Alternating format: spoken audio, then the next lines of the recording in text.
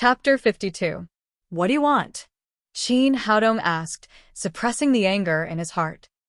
Why are you in a hurry? Are you angry and worried about your woman? Dongfang Liang laughed arrogantly. Aren't you very good at fighting? Aren't you very good at fighting? Aren't you good at driving? Aren't you still being played by me now? He seemed to be very satisfied with the effect he had caused and said proudly, play with me honestly. When I'm done, I'll let you see your woman. Now the game officially starts. I'll give you an hour. If you can come to me within an hour, we can meet and talk. If you can't come, I'll be very bored here. Maybe I'll find some fun with your woman. To be honest, the little girl surnamed Lin is so charming with clothes. If she takes them off, I don't know how beautiful she will be. I'm really looking forward to it. Dongfang Liang, if you dare to touch a single hair on her head, I will make you wish you were dead.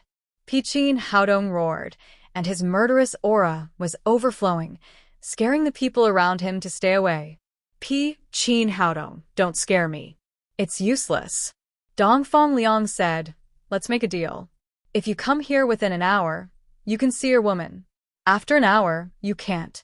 When I'm done, I'll kill the big one and sell the small one to Africa. The little girl is so cute. There are many rich people with special hobbies in Africa. I'm sure I can sell her for a good price. Dongfang Liang laughed unscrupulously when he said this, stimulating Qin Haodong crazily. Tell me your address. Qin Haodong's aura was cold and frightening. Dongfang Liang had touched his reverse scale one after another. He had already sentenced Dongfang Liang to death in his heart. Get to the top of Yunding Mountain within an hour. Now I'll start the countdown. Don't be late. Dongfang Liang laughed and hung up the phone. The little mercenary next to him said, brother, if you want to deal with this guy, just call him over. Why do you make it so troublesome? The smile on Dongfang Liang's face disappeared, and he said seriously, this little doctor is not simple, and even very powerful. We must be careful. Just now, I wanted to stimulate his nerves and make him angry. When people are angry, they will lose their rationality. That way, it will be much easier for us to fight. The mercenary fiddled with the gun in his hand and said, big brother, aren't you being too nervous? No matter how strong he is, can he be stronger than the guy in our hands? Dongfang Liang said, don't forget that he has 15 million yuan in his hand. If he kills me directly, where can he get the money from? Catch him alive first, and then kill him after getting the money. Looking at the two people in front of her, Lin Momo's heart was extremely contradictory.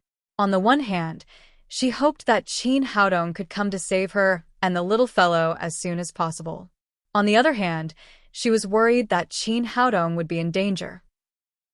These people said, no matter how powerful Qin Haodong was, he couldn't be more powerful than a gun. Dongfang Liang and his men were using real guns. At Jade Dragon Lake Park, Qin Haodong got back in the car and drove quickly. Although he also thought that the place Dongfang Liang said this time might be fake, the reality didn't allow him to choose, so he had to go. The Honda sped on the highway, like a fast fish, racing against time in the traffic. At this time, more and more vehicles gathered behind him. At first, Qin Haodong didn't pay attention, but later he slowly found that these cars were following him. But at this time, he had no energy to pay attention to these. He drove forward crazily and left those vehicles far behind.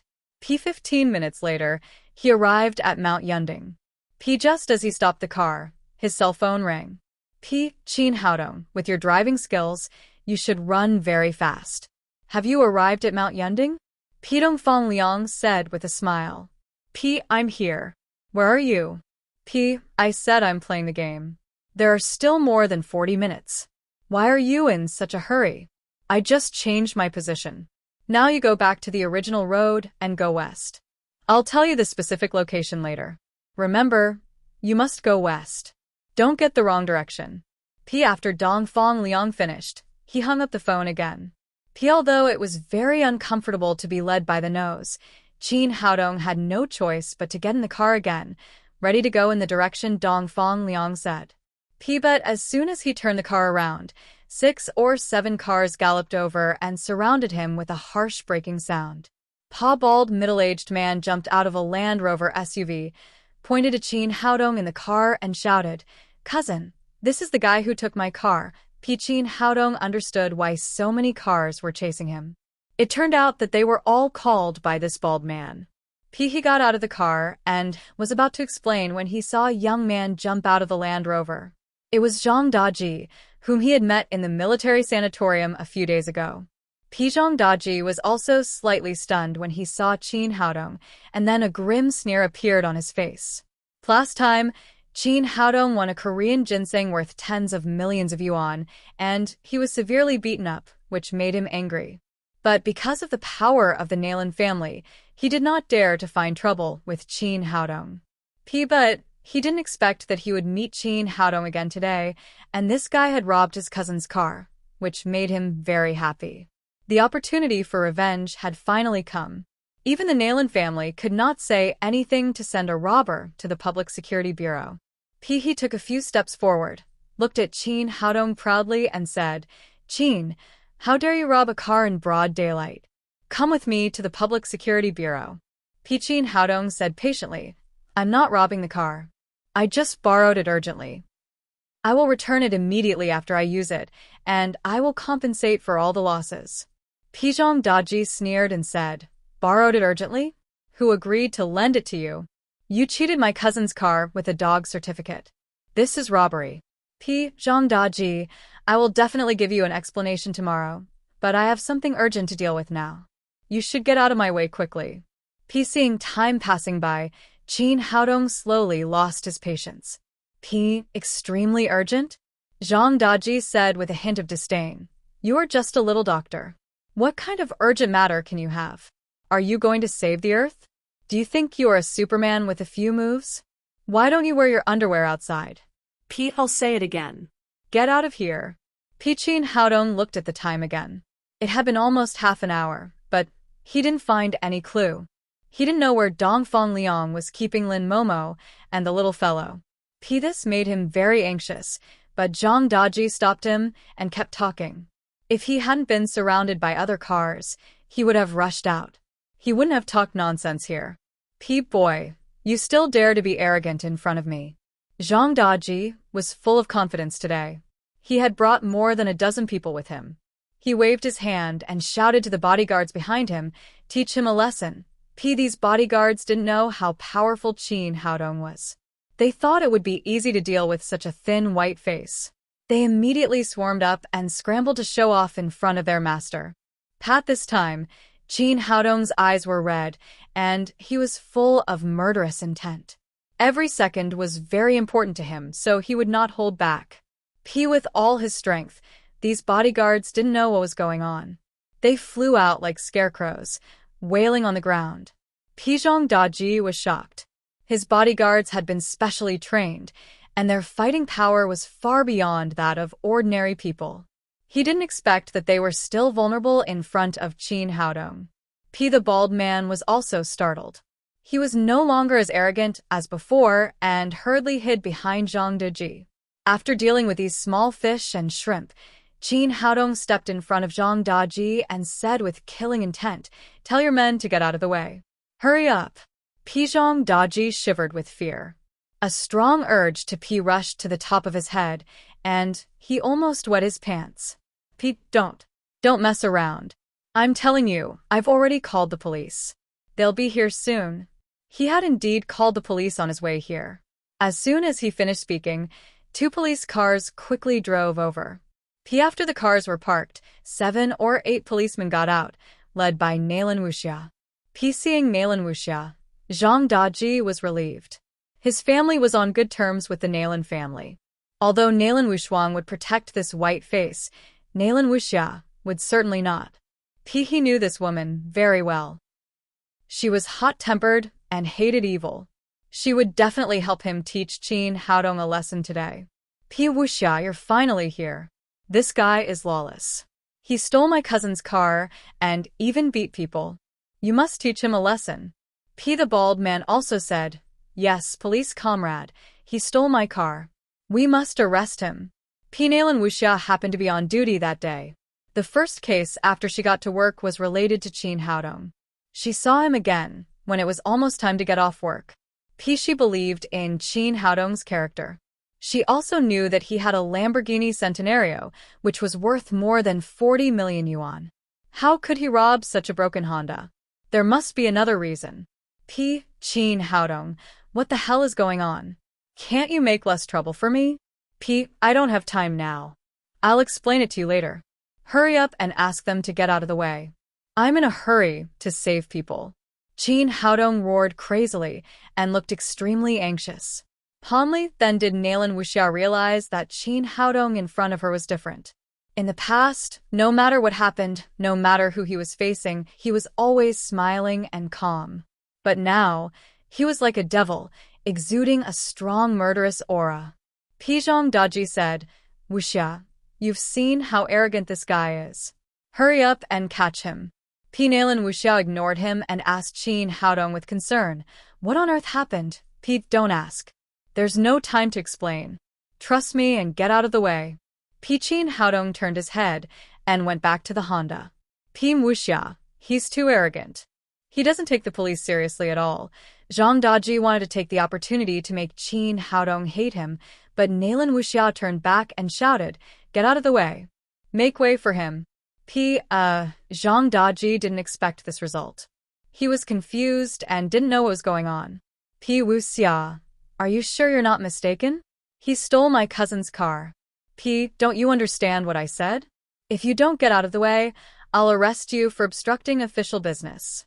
Nalan Wuxia said with a cold expression. Chapter 53. Zhang Daji didn't dare to provoke Nalan Wuxia, so he immediately retreated to the side.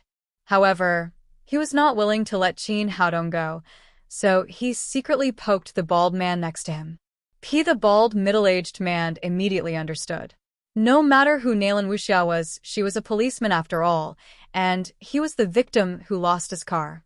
He stepped forward and said, Comrade police, this is my car, and that man is a robber. You can't let him go like this. Zhang Daji was secretly proud. He thought to himself, you are a policeman. You can't let the robber go in front of the victim. How much did you pay for your car? Nalan Wuxia asked coldly. 250,000 yuan. The bald man replied subconsciously. There are 300,000 yuan in this card. I'll buy your car. Get out of the way. After Nalan Wuxia finished speaking, she stuffed a bank card into the bald man's hand, then pushed him away and quickly cleared away. Qin Haodong couldn't care less anymore. He stepped on the accelerator, and the Honda suddenly rushed out. Zhang Daji was so angry that he couldn't do anything about it. He couldn't figure out what magic this gigolo had. The sisters of the Nalan family liked him so much, and Nalan Wuxia didn't hesitate to take out 300,000 yuan for him. The bald man did spend 250,000 yuan when he bought the car, but it had been used for more than a year.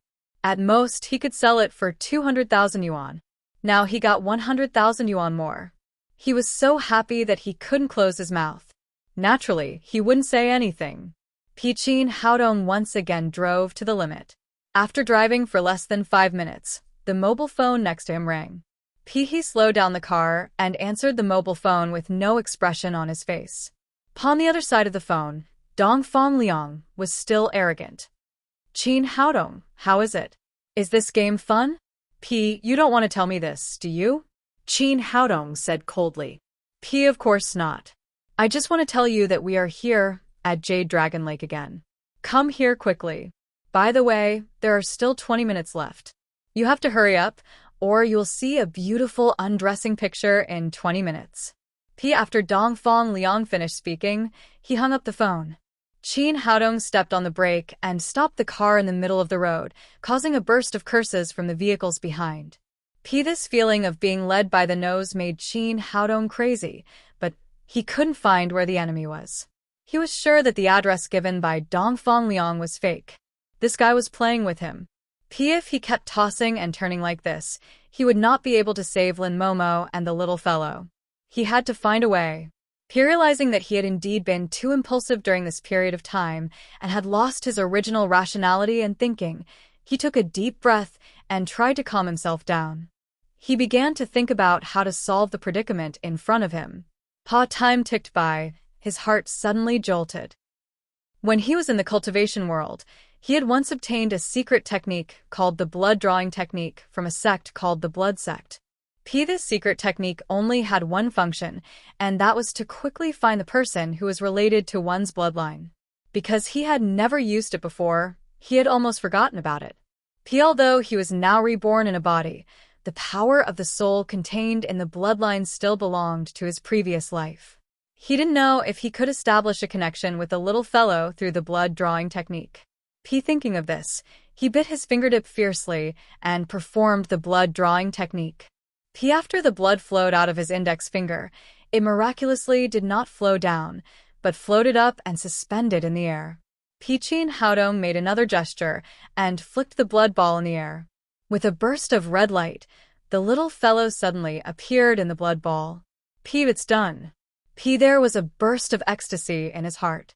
He had established a connection with the little fellow through the blood drawing technique and could accurately feel where the little fellow was. Damn it, Dongfang Liang, the bastard, is really hateful. He was hiding nearby, but he kept playing with me. Now that he knew where the little fellow was, Chin Haodong would not be led by the nose by Dongfang Liang and drove away. In the room, the little fellow seemed to feel Chin Haodong's breath and whispered to Lin Momo, "Don't be afraid. Mama, Papa is coming to save us. Well, Papa will come. Tang Tang, be good." Lin Momo comforted the little fellow. In fact, the hope in her heart was getting smaller and smaller. Dongfang Liang obviously did not tell Chin Haodong the real address. In such a big Jiangnan city, unless he was an immortal, how could he find here? Although their voices were very low, they were heard by Dongfang Liang. He laughed and came over to the mother and daughter and said, "What? Haven't you given up yet? Are you waiting for your little lover to come to save you? Don't dream. As long as I don't want him to come here, he can't find me anyway." He did have confidence in this regard. After so many years of mercenary work, he still had the ability of anti-reconnaissance. Every time he made a phone call, he would be careful to turn off the phone. Even if the police wanted to locate him, it was impossible. Dongfang Liang stood up and glanced at Lin Momo's curvy figure with a greedy look. He swallowed and said, "We can see each other in 10 minutes. I'm really looking forward to it." Didn't you say there were still 20 minutes? Lin Momo said in a panic. 20 minutes is too long. I can't wait. 10 minutes is just right. When that guy comes, we can watch a good show. After Dongfang Liang said that, he laughed proudly. Pashani town on the outskirts of Jiangnan City had already been included in the demolition scope by the government. All the residents had been evacuated, but the old buildings had not been demolished. Upon the roof of a building, 2 mercenaries were sitting there eating meat and drinking. Not far from them, there were 2 black sniper rifles. Third brother, it's almost time. Let's drink less. We have a task later. Mercenary in a camouflage vest said. Old 5. What's the hurry? The boss said that the guy would come in an hour. There are still 15 minutes left. Besides, it's easy to deal with a little doctor. Don't be so nervous. Come on, have 2 more drinks. Third brother, I heard that this guy is very powerful. We'd better be careful. What's so powerful about him? He just knows a few moves. The 2 of us are snipers. No matter how good he is, what's the use? We can still send him to hell with 1 shot. Really? Let's send you to hell first. Just as the mercenary finished speaking, a cold voice came from behind him. Before he could turn around, his neck was broken with a crack. Gu, the other sniper, Old 5, was scared out of his wits when he saw Chin Haodong suddenly appear on the roof. He didn't understand how Chin Haodong found him here. He reached for the pistol at his waist, but before he could pull it out, he was strangled by a big hand, and then he lost consciousness. Chin Haodong's chest was full of anger at this time. He would not show any mercy. In the blink of an eye, he killed 2 snipers. After killing these 2 threats, he did not stop. His body turned into a shadow and rushed downstairs. In front of an old building, a mercenary with yellow hair hummed an unknown song and walked to the corner. Then he untied his trousers and began to pee. P the mercenary, like the two snipers on the roof, thought that Qin Haodong could not find here before the time was up, so he did not enter a tense state of combat readiness. P when he just took out his gun before he could open the P valve, he heard a crisp sound, and then he lost consciousness. P after Qin Haodong broke the mercenary's neck, he slowly put the body on the ground, and then walked quietly into the building. P with his extraordinary perception, it was very easy to deal with these targets who had not yet entered a state of combat readiness. Upon the second floor, two mercenaries were smoking and guarding the stairs with their guns. Suddenly, two cold lights flew out of the smoke and disappeared between their eyebrows like lightning. P the two mercenaries died in an instant, and their bodies fell backward. A figure quickly held their bodies and slowly put them on the ground without making any sound.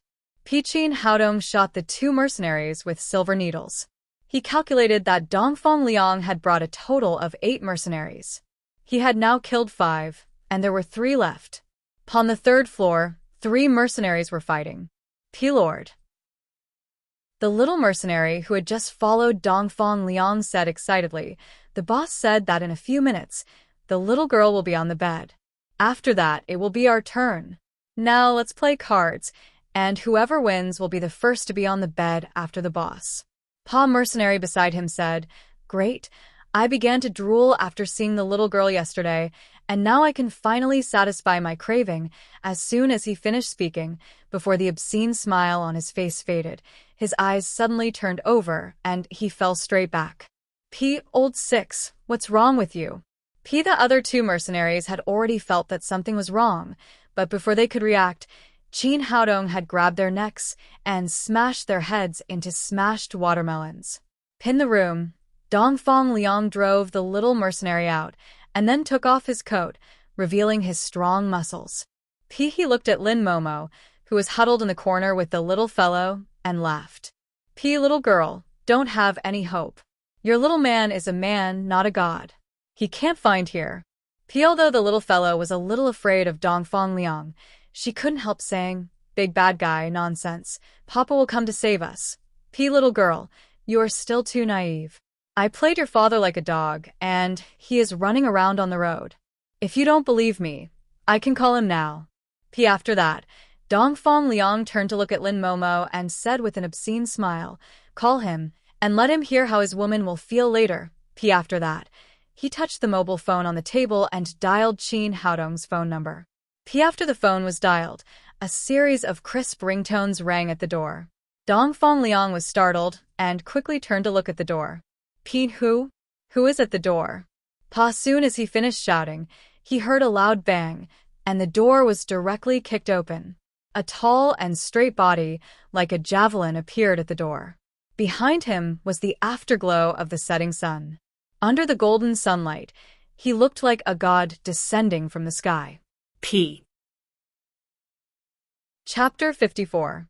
After Qin Haodong appeared, although he brought an array of sunshine, the cold, murderous intent instantly filled the whole room, and Dongfang Liang couldn't help shivering. Why are you here? It's impossible. It's impossible. He thought that Qin Haodong should be running around on the road like an ant on a hot pot. He never dreamed that he would find here so soon. Don't you like to play games? I'm here to play with you. Qin Haodong said with a smile, but the cold, murderous intent in his smile made his heart cold. He's here. He's really here. Seeing the figure she expected to appear at the door, 2 lines of tears flowed down Lin Momo's cheeks, but she was not dizzy by happiness. She hurriedly cried, "Be careful, they have guns. Papa. Papa is coming to save me." The little fellow also cried excitedly. At the same time, Dongfang Liang, who had come back to his senses, reached for the pistol on the table. But Qin Haodong was 1 step ahead of him. He kicked the table, the sawdust flew, and the pistol was nowhere to be seen. How about it? Soldier King, is it fun? Qin Haodong looked at Dongfang Liang coldly. Without the gun, Dongfang Liang did not panic too much. On the contrary, he was calmer than before. Boy, you are indeed stronger than I thought, but don't think that you can beat me like this. Do you think that my reputation as the Soldier King is undeserved? After he finished speaking, the bones all over his body made a popping sound, and then his momentum suddenly soared and finally reached the 6th level of overt power, only a little worse than those of the divine mercenaries. Qin Haodong's expression changed slightly and he sneered, I didn't expect that you still had a hidden card. Well, you didn't expect it, did you? I've been hiding my strength and the purpose is to numb you stupid guys and then kill Lin Momo to complete my task. This is my plan. In the words of your Huaxia people, it's called pretending to be a pig to eat a tiger. Otherwise, do you think that as a soldier king, I can't even beat you, a little doctor? The more Dongfang Liang said, the prouder he became, as if he had completely controlled the situation. If you know what's good for you, hurry up and take back my 15 million yuan and pay an additional 10 million yuan to buy your life. I can spare your life. Qin Haodong looked at Dongfang Liang and suddenly laughed. Dongfang Liang's hair stood on end. He cried angrily, What are you laughing at? What's so funny? Qin Haodong said, I'm laughing at you. You're a pig. Why are you pretending to be a pig? You can't eat the tiger. You'd better eat shit. You're courting death. Dongfang Liang roared and rushed towards Qin Haodong. Ever since he came to Huaxia, he had used a special method to hide his strength as a martial artist. In his opinion, as long as he showed his martial arts cultivation of the 6th level of overt power, it would be easy for him to defeat Qin Haodong. But he didn't expect that Qin Haodong was just playing with him. He didn't even use 1/10 of his strength. Therefore, even if he had reached the 6th level of overt power, he was still nothing in front of Qin Haodong. Dongfang Liang had just punched out. Before he could touch Qin Haodong's clothes, he felt a pain on his face and was slapped away by a big mouth. This is impossible. Dongfang Liang got up from the ground and was completely confused. He had shown all his strength. Shouldn't he beat Qin Haodong's teeth all over the ground? Why was he beaten like a son and couldn't even take one move? Qin Haodong said with a smile, What do you think? You're a pig. You dare to come to Huaxia with such little ability. You're like a mouse playing with a cat and making money at the expense of your life. Don't be complacent. No matter how powerful you are, can you be more powerful than a gun? Dongfang Liang put his hand in his mouth and made a loud whistling sound. This was the secret signal agreed by his mercenaries. In his opinion, Qin Haodong must have sneaked up. As long as his men rushed in with guns, the young man would be the meat on his chopping board, and he could chop him as he wanted. Qin Haodong didn't do anything. He just looked at Dongfang Liang. Dongfang Liang blew several times in a row, and his cheeks were sore, but there was still no movement outside. Don't bother. It's useless even if you brag until tomorrow morning.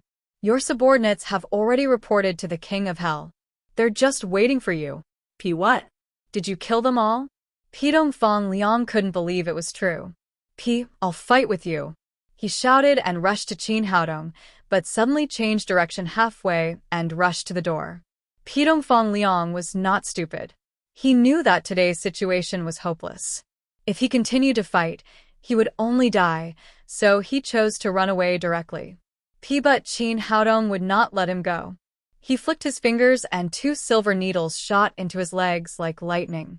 Dongfang Liang's legs immediately lost the ability to move, and he fell on his face with a flop.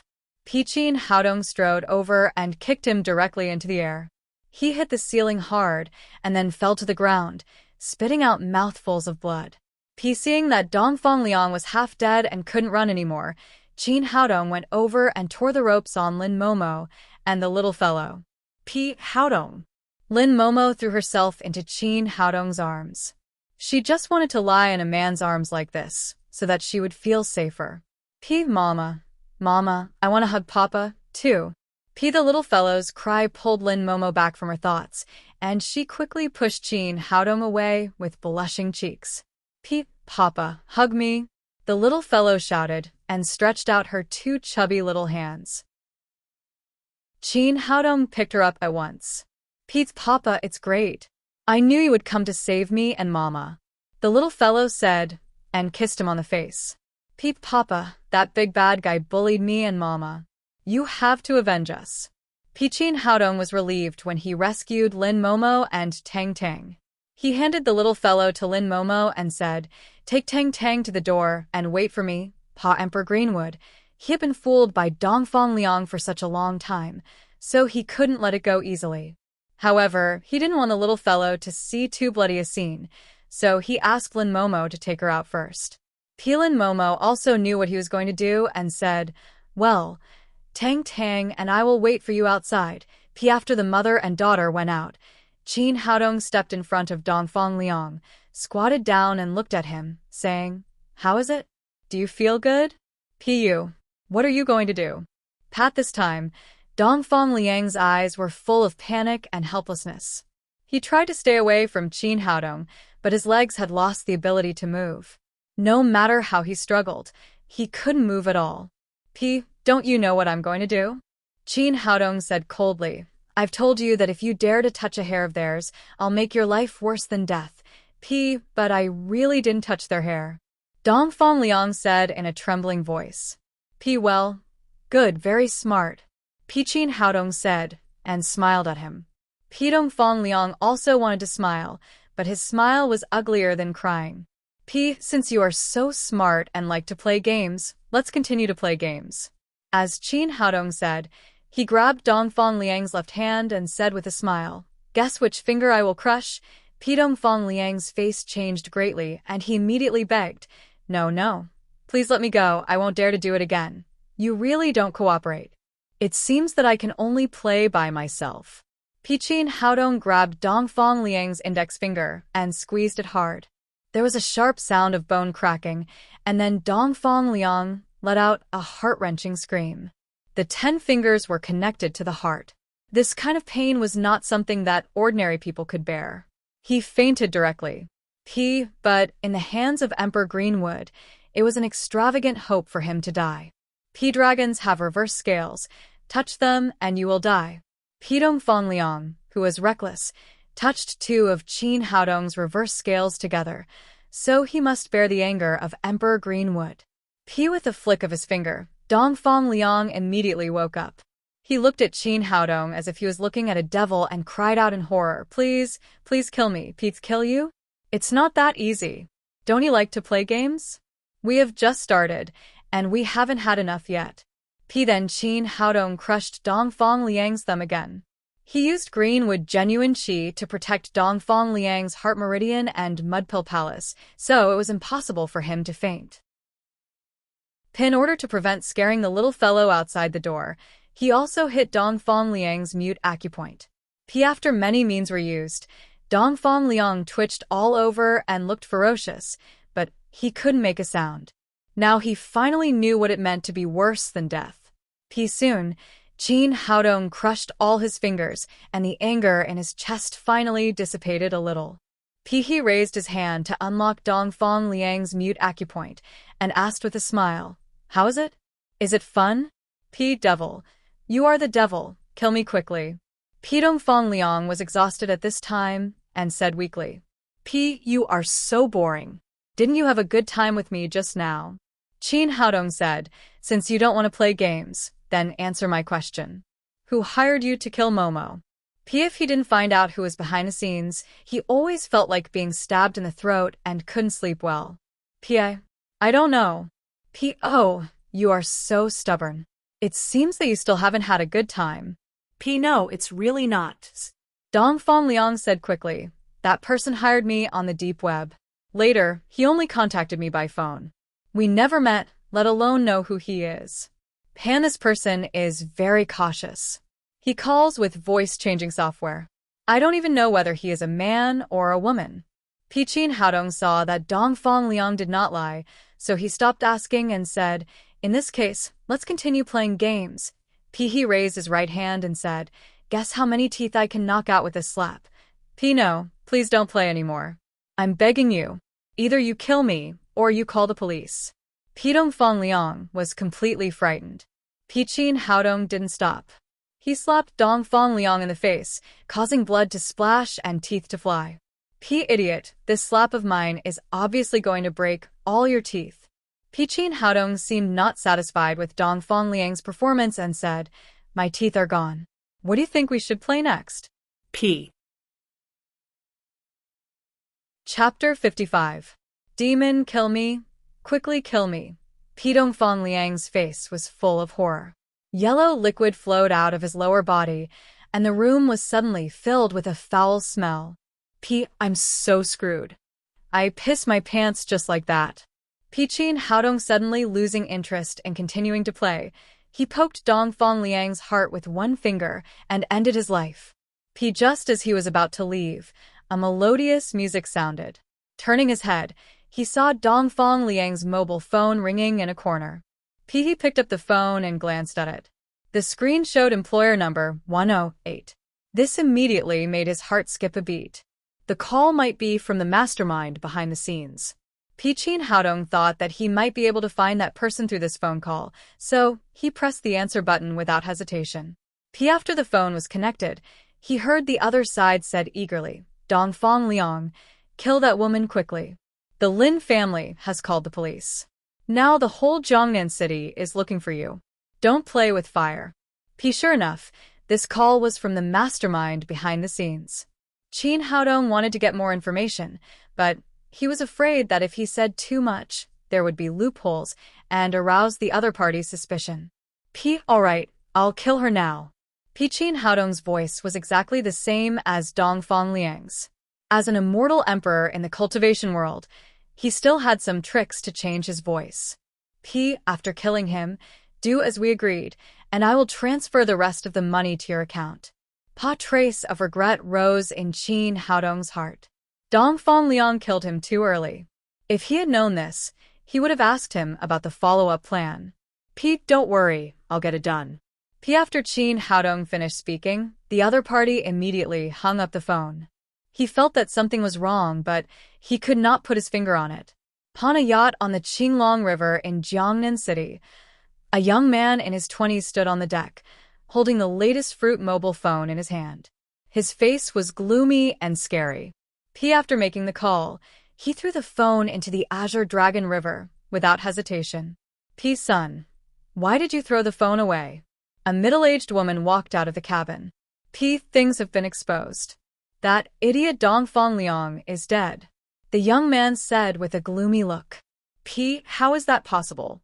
He's the king of mercenaries in Southeast Asia. Didn't I hear you talking to him just now? The middle-aged woman asked. Although his imitation is very realistic, I can tell that it is not Dong Liang at all. The young man said, Dong Liang is the most greedy person. I just said that as long as he kills Lin Momo immediately, I will give him another 5 million. If it was Dong Liang, he would have asked me for 10 million or even 20 million yuan, but this person agreed without hesitation. What does that mean? The middle-aged woman's brain was obviously not as good as the young man's. It means that Dong Liang has been caught or killed. The other party wants to get my information through the phone so that he can find me. Son, what should we do? If the Lin family finds out that you hired someone to assassinate Lin Momo, we'll be finished, the middle-aged woman asked anxiously. The young man smiled coldly and said, Don't be afraid. I bought this SIM card from abroad. There's no information at all. Moreover, I've already thrown it into the river. Even the GPS won't be able to find me. What about Dong Liang? Will he betray you? If he can, he will definitely sell me. But I've already taken precautions. He has no useful information in his hands. Even if he kills Dong Liang, he can't get anything out of him. That's good. The middle-aged woman patted her chest and said, What should we do next? Should we hire a better assassin? No, we've failed 3 times in a row. Not only is Lin Momo unscathed, but we've also wasted a lot of money, which shows that this way won't work. It seems that if we want to get Lin's group, we must find another way. What else can we do? The woman next to him asked. Since this way won't work, I'll go another way. I've already figured out the way. Even if Lin Momo doesn't die, Lin's group will be mine sooner or later. The young man said gloomily. Hearing the busy tone on the phone, Qin Haodong hung up unwillingly. It seemed that if he wanted to find out the identity of the other party, he could only rely on the technical means of the police. Just then, sirens sounded outside, and 4 or 5 police cars drove to the downstairs of the building. After a while, Nalan Wuxia hurried upstairs. She glanced at Dongfang Liang's dead body and said to Qin Haodong, "What's going on?" Qin Haodong told her what had happened, including why he had grabbed a Honda in an emergency in order to save Lin Momo and the little fellow. Finally, he said, "There were 9 of them. There were 2 more on the roof of the opposite building, and I killed them all." It was better to leave the aftermath of killing 9 people at once to the police. Nalan Wuxia was slightly surprised. Although she knew that Qin Haodong had the ability, he killed 9 experienced mercenaries in such a short time, and the hostages were unscathed. This kind of ability was really unique. If it were her, she would not be able to do it. By the way, how did you come so fast? Qin Haodong asked doubtfully. After all, he had found this place with the help of the blood-drawing skill, but Nalan Wuxia had followed him so quickly. The car you robbed has a GPS location. Otherwise, how do you think Zhang Daji found you? Lo. Qin Haodong nodded and asked, "By the way, do you have the contact information of the bald man? I'll send the car back to him and give him some compensation." After all, I urgently requisitioned his car, so I have to express my gratitude. Nalan Wuxia rolled her eyes at him and said, "Thank me if you want to thank someone. I've already bought that car." Bought it? Why did you buy such a broken car? Qin Haodong asked with his eyes wide open. What do you think? It's all your fault. Otherwise, do you think I have too much money to spend? Nalan Wuxia said angrily, "You robbed his car. I'm a policeman. I didn't catch you but let you go. What else could I do except to buy his car?" Qin Haodong was embarrassed. In Nalan Wuxia's position at that time, there was really no better way. At the same time, his heart was also warm. He thanked this policewoman from the bottom of his heart. If it weren't for her help, things would have been really difficult to deal with. How much will it cost? I'll give it back to you right away. Forget it. There's no need to pay it back. After all, you saved me last time. Consider it my repayment to you. Nalan Wuxia said indifferently. Indeed, 300,000 yuan was not a big deal to her. All right then, I'll owe you a favor. Qin Haodong knew that the Nalan family was not short of money, so he didn't stand on ceremony. He added, "By the way, I need you to do me a favor." What's the matter? Say it. Qin Haodong took Dongfang Liang's mobile phone, pointed to the phone number on it, and said, "I just pretended to be Dongfang Liang and talked to the person behind the scenes, but unfortunately, I didn't get any effective information. Can you check the source of this number through the technical means of the Public Security Bureau and find out who the person behind the scenes is?" This is my duty. Leave it to me. I'll give you the result later. Nalan Wuxia put the mobile phone into her pocket after she finished speaking. The rest was the police's business, which had nothing to do with Qin Haodong. He went out of the door and left with Lin Momo and the little fellow. In the Lin's villa, Lin Xuan was like an ant on a hot pot, constantly walking back and forth on the ground. The sudden disappearance of his daughter and granddaughter made him very anxious. Although he had reported the case, he still didn't feel at ease. Grandpa, I'm back. The little fellow shouted and rushed to Lin Xuan. Tang Tang, you scared Grandpa. Lin Xuan picked up the little fellow and held her tightly in his arms. The little fellow said, "Grandpa, that guy is so bad. It was Daddy who saved me and Mama." Lin Xuan looked at Lin Momo, who had just entered the door, and asked, "What the hell is going on?" Tang Tang and I were kidnapped. Dongfang Liang was a killer sent by the other party, Lin Momo said, and told him how she and the little fellow were kidnapped by Dongfang Liang from beginning to end. Finally, hearing that Qin Haodong risked his life to save his daughter, Lin Xuan said gratefully, "Dr. Qin, you are really a great benefactor of our Lin family." Mr. Lin, it's nothing at all. Qin Haodong waved his hand indifferently and said, "In fact, it's my fault. I was too careless, otherwise, I wouldn't have given Dongfang Liang the chance to take action." Alas. In the final analysis, it's my fault. I'm so old that I let a wolf into the house. I thought it was a bodyguard hired at a high price, but I didn't expect it to be a killer sent by someone else. Pilin Ziyuan's face was full of self-blame, and he was very angry when he mentioned Dongfang Liang. Thinking of the person behind the scenes, he scolded, I don't know who tried to kill Momo again and again. If I find him, I will cut him into pieces. Qin Haodong said, Don't worry, Mr. Lin. I will find him sooner or later.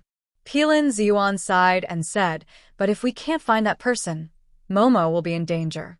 Now it's too difficult to find a reliable and capable bodyguard. Qin Haodong understood Lin Ziyuan very well.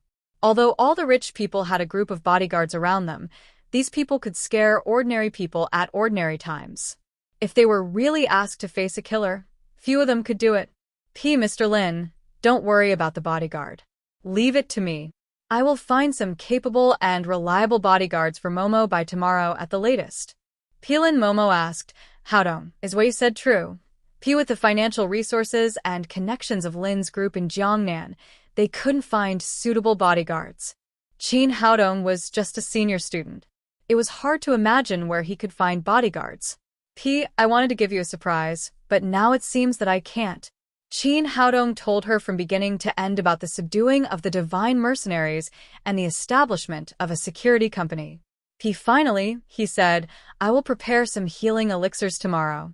Soon Saber and others of the divine mercenaries will be on duty, and it won't take too long for others. After Qin Haodong finished, Lin Momo immediately understood that he was doing this for the security company she had set up. She was very moved and said emotionally, Haodong, thank you. Qin Haodong smiled and said, Don't be so polite to me. I said that as long as I am here, I can't let others hurt you, and the little fellow. As a man, I have to fulfill my promise.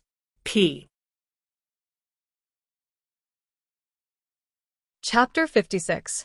Looking at the two people who were looking at each other affectionately, Lin Ziyuan smiled and left the room with the little fellow in his arms. Even Damao and Ermao, who had been standing by, left with him. Qin Haodong laughed in his heart. His father-in-law was really sensible. He knew when to create opportunities for himself. When he was about to reach out and pull Lin Momo into his arms, the phone in his pocket rang at the wrong time. He took it out and saw that it was Naylan Wuxia's phone. He knew that it must have something to do with that phone number, so he quickly pressed the answer button. How is it? Is there any result? Qin Haodong asked eagerly. The technical department has just checked it. The registered information of that phone is abroad, and there is no real name registration. We can't find out who the owner is at all.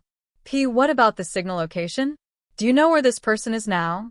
Naylan Wuxia said, That phone is now turned off, and there is no signal at all. We sent someone to the last place where the signal disappeared. It is in the Azure Dragon River. You know the Azure Dragon River. There are nearly 1,000 cruise ships and cargo ships passing by every day, and there are countless passengers on the ships, so it is impossible to determine the range.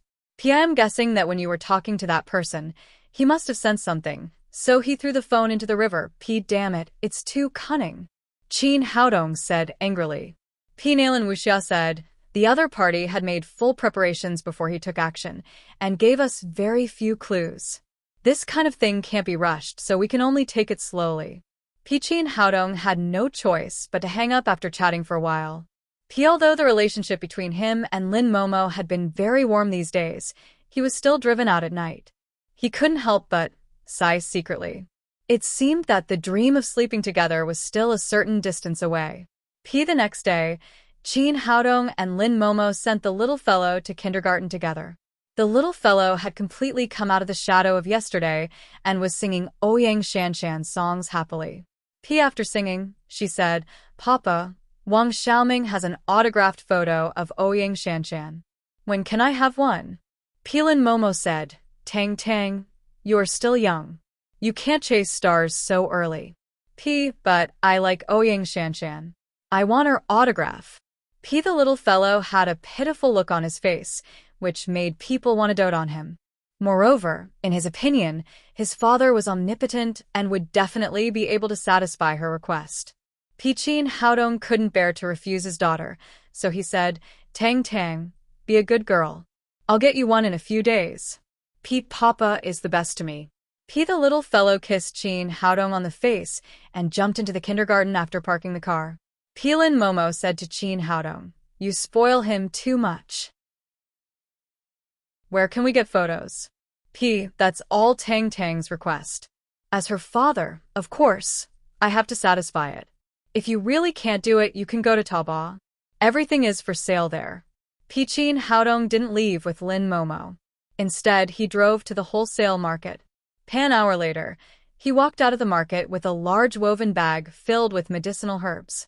He gave the 5 million yuan given by Long Haixing and the 15 million yuan he won from Dongfang Liang to Saber to set up a security company, so he only had the 200,000 yuan paid by zipping. More than half of the 200,000 yuan had been spent. But there was no other way. He had high requirements for medicinal herbs. All the wild medicinal herbs he bought were old, so the price was naturally expensive. He already had the snow ginseng and the Korean ginseng.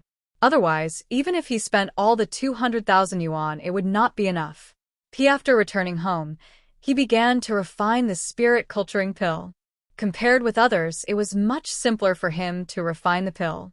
He directly extracted the essence of the medicinal herbs, which was efficient and had no waste. An hour later, 2 bottles of 50 spirit culturing pills were refined. Later, he refined some bone regeneration ointment and corpse dissolving powder.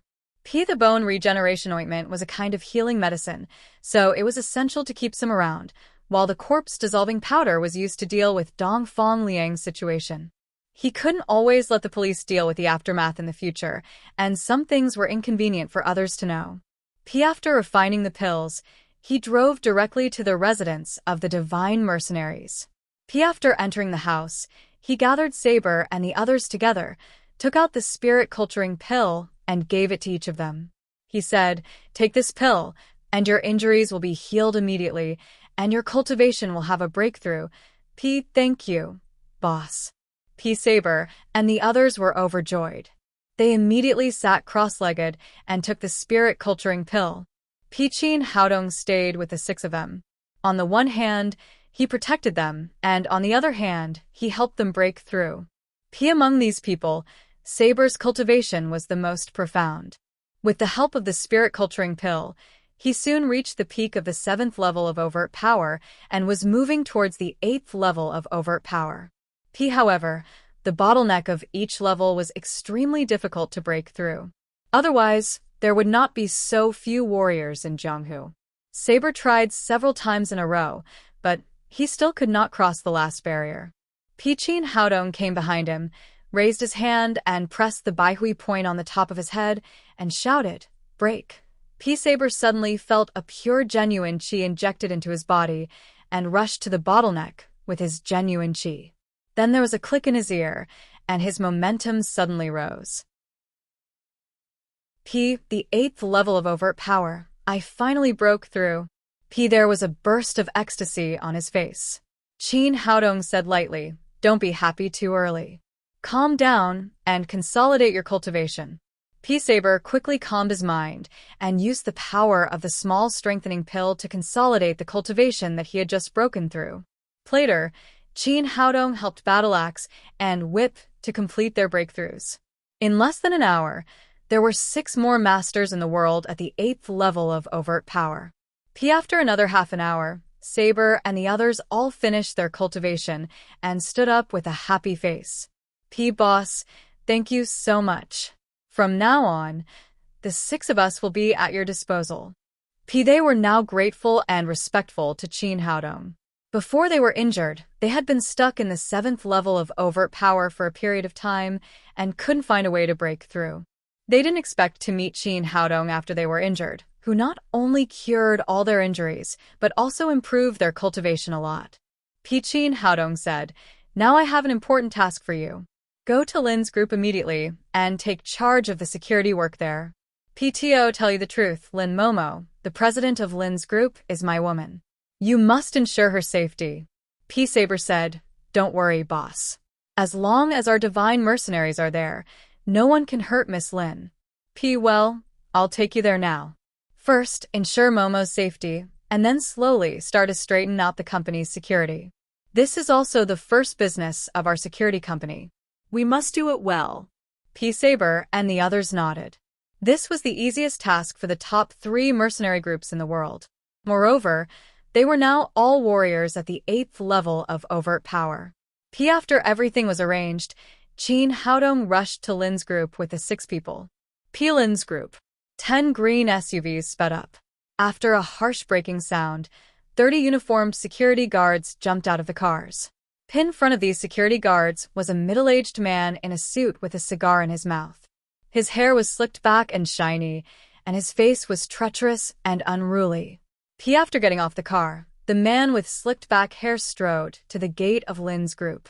When the 2 security guards at the gate of the group saw these people, they couldn't help but feel numb. However, it was his duty. One of the security guards stepped forward and asked, "Sir, who are you looking for?"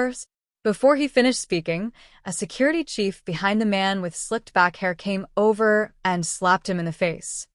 "You don't want to live. You even dare to stop Boss Wei of the Thor Security Company. Get out of here." After he finished speaking, 2 people immediately came from behind and pushed the 2 security guards of Lin's group to the corner and controlled them. The man with slicked-back hair sneered and directly broke into the hall of Lin's group. Originally, the security captain of Lin's group was Zhang Dabiao, but he was fired by Lin Momo after he went out to fight with Zhao Hongmao. Now the deputy captain, Zhao Liang, was in charge of the security work of the whole group. After seeing the aggressive man with slicked-back hair, Zhao Liang couldn't help but break into a cold sweat. He knew this man. He was Wei Tianlei, the boss of Jiangnan Thor Security Company. It was no wonder that Zhao Liang was afraid. Wei Tianlei was famous in the security industry. It was not because of the scale of his company, but because his men were all illegal security guards. These people were all good at fighting and fighting. It was rumored that Wei Tianlei's standard for recruiting security guards was that they must have been in prison. Because of this, people who were familiar with Wei Tianlei's security company all changed their faces. Seeing that Wei Tianlei was coming towards him, Zhao Liang was so scared that his whole body trembled. However, he had nowhere to hide. In the end, he simply lowered his head and hid under the table. Wei Tianlei was unimpeded all the way. Whenever he met a security guard who came out to stop him, he would immediately beat him up. Soon, he arrived at the door of the president's office. Lin Momo was dealing with official business in the office. Suddenly, the door was pushed open. She frowned and raised her head to see Wei Tianlei walking in, followed by 2 tall security guards. Miss Lin, I'm busy." Wei Tianlei had a sinister smile on his face. After entering the room, he directly sat on the sofa. Who are you?" Lin Momo asked with a sullen face. Miss Lin, you are so arrogant. You don't even know me, Wei Tianlei. I asked someone to bring me a few times. I wanted to drink tea and eat with Miss Lin, but Miss Lin didn't give me face. I had to come by myself. It turned out that Wei Tianlei had asked Lin Momo several times to take over the security work of Lin's group. However, Lin Momo knew that Wei Tianlei was running an illegal security company. If she handed over the security of the company to them, it would be suicide. Therefore, she refused without thinking and didn't see him at all. Hearing that this person was Wei Tianlei, Lin Momo said with a sullen face, "Mr. Wei, what can I do for you?" I've long heard that the president of Lin's group is a great beauty. I came here specially to have a look. Wei Tianlei took a puff of his cigar and spat out a big cloud of smoke. He said with a smile, "In addition, I think there are many businesses between our 2 companies that can be cooperated. So I came here specially to talk about business with Miss Lin." Lin Momo said in a cold voice, "On the contrary, I don't think there is any cooperation between us." How is that possible? Our company specializes in solving problems for people. How can there be no trouble when we are all working outside? If there is trouble, there will naturally be opportunities for cooperation. Lin Momo said, "I'm sorry. Lin's group is a serious business. We don't want to have anything to do with your company." What do you mean, Miss Lin? Are you saying that I'm not serious? Wei Tianlei laughed obscenely and kept rolling his eyes on Lin Momo's body. A look of disgust appeared on Lin Momo's face. She said, "Mr. Wei, if there is nothing else, please leave. I have something to do." Wei Tianlei seemed to have heard nothing. He continued to say, "Miss Lin, you still don't know much about our company. In fact, the service we provide is very thoughtful. We provide security and loans. As long as you ask for it, we can satisfy it.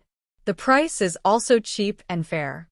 We don't need it," Lin Momo said with annoyance.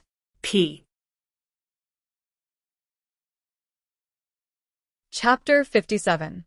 Miss Lin, it's not good for you to be so distant. Wei Tianlei stood up and walked around Lin Momo's desk. He said with a playful face, "Miss Lin, the security of your company is so bad. The fact that I can stand here and talk to you directly shows that there is a problem. Look at your men. They are so scared that they crawl under the table. They are not as vigorous as my brothers. And I heard that Miss Lin has been in a bad situation recently. You have been assassinated several times. If you have my brothers to protect you, these things would not have happened." Lin Momo knew that Wei Tianlei was right. There was indeed a big problem with the security of her company. However, she had been assassinated one after another recently and had not had time to rectify it. She also knew that she could not let Wei Tianlei's company take over Lin's group in any case. Otherwise, it would be easier to invite the devil than to send him away. Mr. Wei, I don't want to say the same thing twice. Our group's affairs can be solved by ourselves. We don't need your company's service." Wei Tianlei frowned after being refused one after another. Then he said with a smile, "Miss Lin, how can you know it's not good if you haven't tried it? Our company is very good. For example, 24-hour personal service. I'm sure you will be satisfied." He waved to the two security guards behind him and said, "You two stay at the door. I'll let Miss Lin experience for herself whether our service is good or not." The two security guards smiled obscenely. They looked at Lin Momo's curvy body greedily and then turned to the door. Lin Momo was shocked. She did not expect that Wei Tianlei would be so bold. She shouted, "What are you doing?" I'll call the police if you don't go out. Then she reached for the phone on the desk. However, as soon as she took the phone, Wei Tianlei cut off the phone. "Miss Lin, it's so disappointing to call the police at this time. Don't worry, I'll let you feel what it means to be in heaven." After saying that, he was about to pounce on Lin Momo with a lascivious smile. At this moment, with a muffled bang, the two security guards who had just walked to the door flew back and fell on the ground in confusion. The door of the office opened. Qin Haodong walked in from the outside, followed by 6 people of the divine mercenaries. Lin Momo immediately threw herself into his arms. She held his strong arms tightly and said, "Haodong, you're here." Wei Tianlei was enraged when he saw that his happy occasion had been disrupted. He said furiously, "Who are you? What do you do?" Qin Haodong glanced at him. "I'm your father. I'm here to discipline you. Brat, you're courting death." Wei Tianlei shouted to the 2 security guards who had just gotten up, "Chop him to death." Although the 2 men had just suffered a loss, they were indeed ruthless characters. They took out 2 daggers from the back of their waists and pounced on Qin Haodong with fierce expressions. Haodong, be careful," Lin Momo shouted. Qin Haodong smiled and remained unmoved. Seeing that the 2 black security guards had rushed in front of him, 2 tall figures flashed out from behind him. They were tomahawk and sword. Kacha, kacha. After 2 crisp sounds, the 2 security guards didn't even see how the other party attacked. Their arms holding the knife were already broken, and then their bodies were fiercely sent flying, falling heavily next to Wei Tianlei. This. Wei Tianlei was shocked. The 2 men under him were both fighting masters. He didn't expect that they would be defeated in one move and so miserably. Qin Haodong ignored him. He took Lin Momo's hand and said, "Momo, let me introduce you. This is the divine mercenaries I told you about. They'll be responsible for your safety in the future." Hello, Miss Lin. Divine Saber and the others said in unison, "Miss Lin, if you need anything in the future, just tell us." Lin Momo looked at Wei Tianlei with hatred. She pointed at him and said, "Throw this bastard out for me. Little girl, don't think you can be arrogant because a man is here. Wait, my brothers are all outside." Wei Tianlei took out a walkie-talkie and shouted, "Get your weapons and come in to chop people for me." Qin Haodong didn't stop him. He just looked at him with a smile. The security guards of Raytheon reacted really fast. In less than a minute, the 30 security guards brought by Wei Tianlei all rushed into the president's office, each with a short knife and a steel pipe in their hands. Fortunately, Lin Momo's office was spacious enough. Even if they came in, it wouldn't be too crowded. Seeing that his brothers had arrived, Wei Tianlei immediately became confident. He pointed at Qin Haodong and shouted, "Boy, aren't you arrogant? No matter how powerful you are, you can't beat so many of my brothers. Hurry up and kneel down to apologize and let that woman sign a cooperation agreement with our company. Then I'll spare your life today." Looking at these fierce people, Lin Momo said with some worry, "Haodong, shall we call the police?" "No need. They're just some small fries." Qin Haodong glanced at Saber and said, "Let Boss Lin see your strength." "Don't worry, boss. These small fries will be taken care of in a minute." After Saber finished speaking, the 6 people of the Divine Mercenaries shouted and rushed to Wei Tianlei's security guards. They really wanted to prove themselves in front of Lin Momo, so they were merciless. Before these security guards could react, they had been put to the ground. Wei Tianlei was completely dumbfounded. He stared with his eyes wide open and his mouth wide open. He never thought that his experienced brothers would be so vulnerable in front of these people. Were they still human? It wasn't until Saber grabbed his collar and slammed him in front of Qin Haodong that he came to his senses. "Boss, what should we do with this guy?" Saber asked. "Break his 5 limbs and throw him out," Qin Haodong said coldly. "No, please don't. We can talk about it." Wei Tianlei was completely frightened. He didn't expect that the young man in front of him, who had been smiling all the time, would be so cruel. He hurriedly said, "Little brother, it's my fault today. But one more friend means one more way. There's no need to do things so ruthlessly." Qin Haodong squatted down, patted him on the cheek, and said with a smile, "You came here to do whatever you want. You hurt the staff of our group and scared my woman. It's very kind of you to break your 5 limbs." Although the young man had been smiling, the murderous look in his eyes made Wei Tianlei feel extremely scared. He had no doubt that Qin Haodong would really break his 2 arms and 3 legs. He hurriedly said, "Little brother, I was wrong today. I'm willing to pay for all the losses of Lin's group." Qin Haodong said, "You're willing to pay for it? That's negotiable. You hurt the staff of our group, and the medical expenses are 1 million yuan. I'll pay for it." Wei Tianlei gritted his teeth and said. This time, he didn't get any benefits, and he lost 1 million yuan. "Don't worry, I haven't finished with you yet." Qin Haodong added, "I said I would break your limbs. I'm a man of my word. I can't go back on my word." Speaking of this, Wei Tianlei was anxious and hurriedly said, "Little brother, didn't we agree? I'm willing to pay for it." Don't worry, I've already thought of a good way for you. You pay for your arms and legs. In this way, I won't go back on my word, and you can save your limbs. Everyone will be happy. What do you think? Do you think it's a good idea?" Good idea." At this time, Wei Tianlei's heart collapsed. It was the first time that he heard that he had to pay for his own parts. "I know you're a smart person and will definitely agree." Qin Haodong said with a smile, "I'm not an unreasonable person. Since you're so understanding, I'll give you a discount. 1 million yuan for each part. You can pay 9 million yuan. Wei Tianlei suddenly opened his mouth and asked, "Little brother, did you make a mistake? Shouldn't 1 million be 5 million?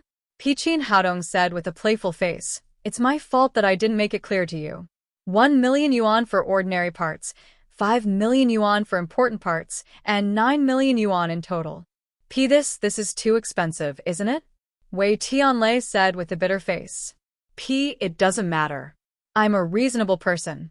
It's not a scam. I've put the price here. You can tell me which parts you don't want." P especially the 5 million yuan part. If you don't think it's worth it, just throw it away. I promise to remove it painlessly for you. P. Yes, I want them all.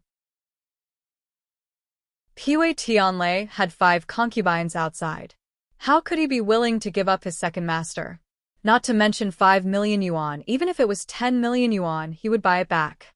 Qin Haodong said, in this case, let's make a deal.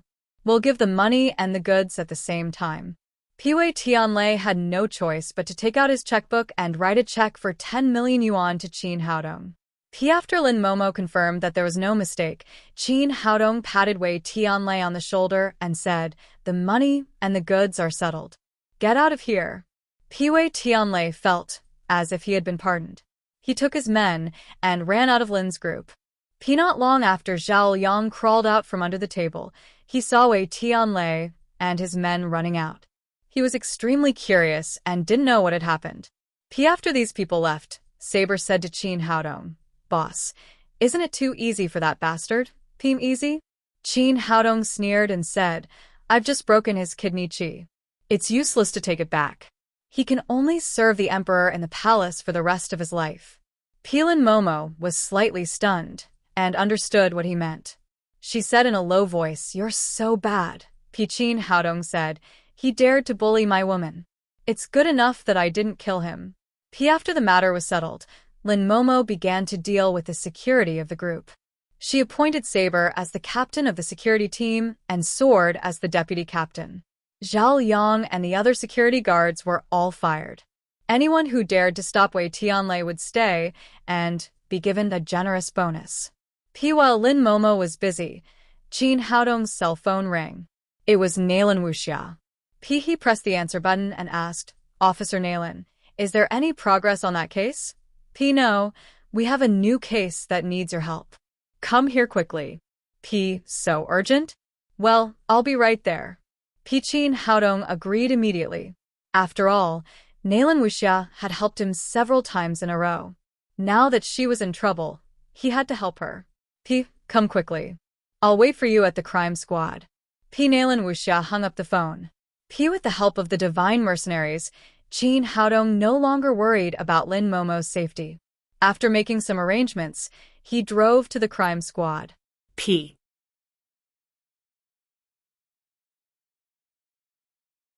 Chapter 58. When Qin Haodong arrived at the crime squad, Nailin Wuxia was sitting in the office waiting for him with an anxious look on her face. Next to her was Wang Jianfeng, the captain of the crime squad.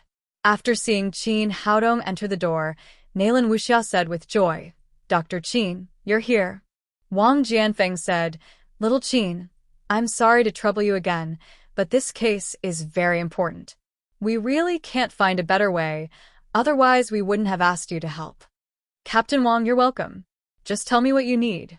Qin Haodong sat down next to Nailin Wuxia. Wang Jianfeng said, Captain Nailin, please introduce the situation to Dr. Qin. Nailin Wuxia said, Our informant in Burma said that the poppy in the Golden Triangle had a bumper harvest this year, and the output was 30% higher than that of the previous year. This directly led to the serious situation of drug control in Jiangnan province, and even in Huaxia. According to insider information, the big drug lords in the Golden Triangle saw that Huaxia had a large population, rapid economic development in recent years, and people's pockets were bulging, so they were ready to sell all the increased drugs to Huaxia. In order to cut off the poisonous hands of the Golden Triangle and fight a comprehensive war on drugs, the police department set up a special task force. Qin Haodong asked, What does this have to do with us in Jiangnan? Nailin Wuxia said, According to the latest information, the big drug lords in Burma have sent their henchmen to Huaxia with a large number of drugs to test the water and find a way to transport the drugs. The place chosen by these henchmen is Jiangnan City. Qin Haodong nodded secretly. The drug control work in Huaxia was still very strong. It seemed that the insider had entered the top level of the drug dealers to get such accurate information. According to the information obtained, we have the suspect under control and brought him to the crime squad. However, after a serious search, even using drug-sniffing dogs, we didn't find where the drugs were. Later, we conducted a surprise interrogation of the suspect, but the result was very unsatisfactory. It has been a full 19 hours and still nothing has been found. Wang Jianfeng said, "The suspect is a young man in his 30s, and he is a child who has just turned 1 year old, which makes it very difficult for us to interrogate him. The problem now is that if we can't find strong evidence within 24 hours, we can only let him go. If the suspect is released, it means that our Jiangnan police are unable to do anything about the latest drug transport method in Burma. Then it is likely that a large number of drugs will flow into our Jiangnan. In this case, we thought of Dr. Qin and wanted to ask Dr. Qin to help us interrogate the suspect with hypnosis." Nayland Wuxia said, "We have reported this case to the Huaxia Police Department. They attach great importance to it." Fang Chuanxiong, the leader of a special task force, is on his way to Jiangnan with 2 torture experts. However, if we rely on the police department to solve the case, our Jiangnan police will lose face. We want to quickly solve the case before the 2 experts arrive, so we need your help." Qin Haodong said indifferently, "No problem. It will only take a few minutes to interrogate a henchman," but at this moment, the door opened and a middle-aged police officer walked in. Behind him were 2 old men in their 50s. Although they looked refined, they could not hide the arrogance in their expressions. After a slight astonishment, Wang Jianfeng immediately greeted him. "Leader Fang, you came so fast." Nayland Wuxia also stood up and whispered in Qin's ear, "This is Fang Chuanxiong, the leader of a special task force. Those 2 people should be torture experts." I didn't expect them to come so fast.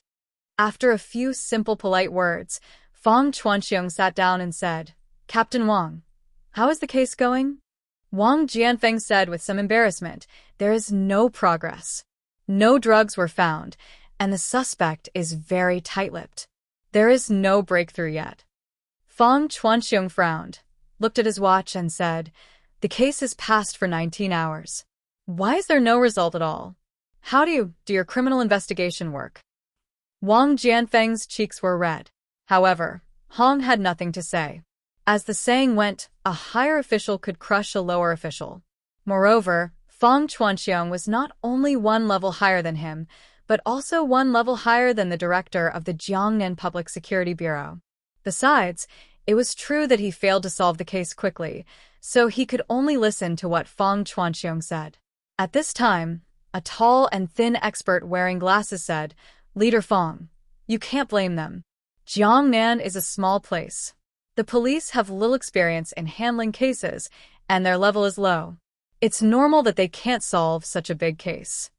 It sounded like he was interceding for Wang Jianfeng, but in fact, he was belittling the ability of the entire Jiangnan police to handle cases. Nayland Wuxia's face darkened and she said, "Sir, please respect our Jiangnan police." Another short and fat expert sneered and said, "If you want to be respected, you have to have the ability. If you have the ability, you don't need to invite us." Nayland Wuxia said angrily, "Without you, our Jiangnan police can solve the case, and no one invited you." The short and fat expert was obviously used to being arrogant.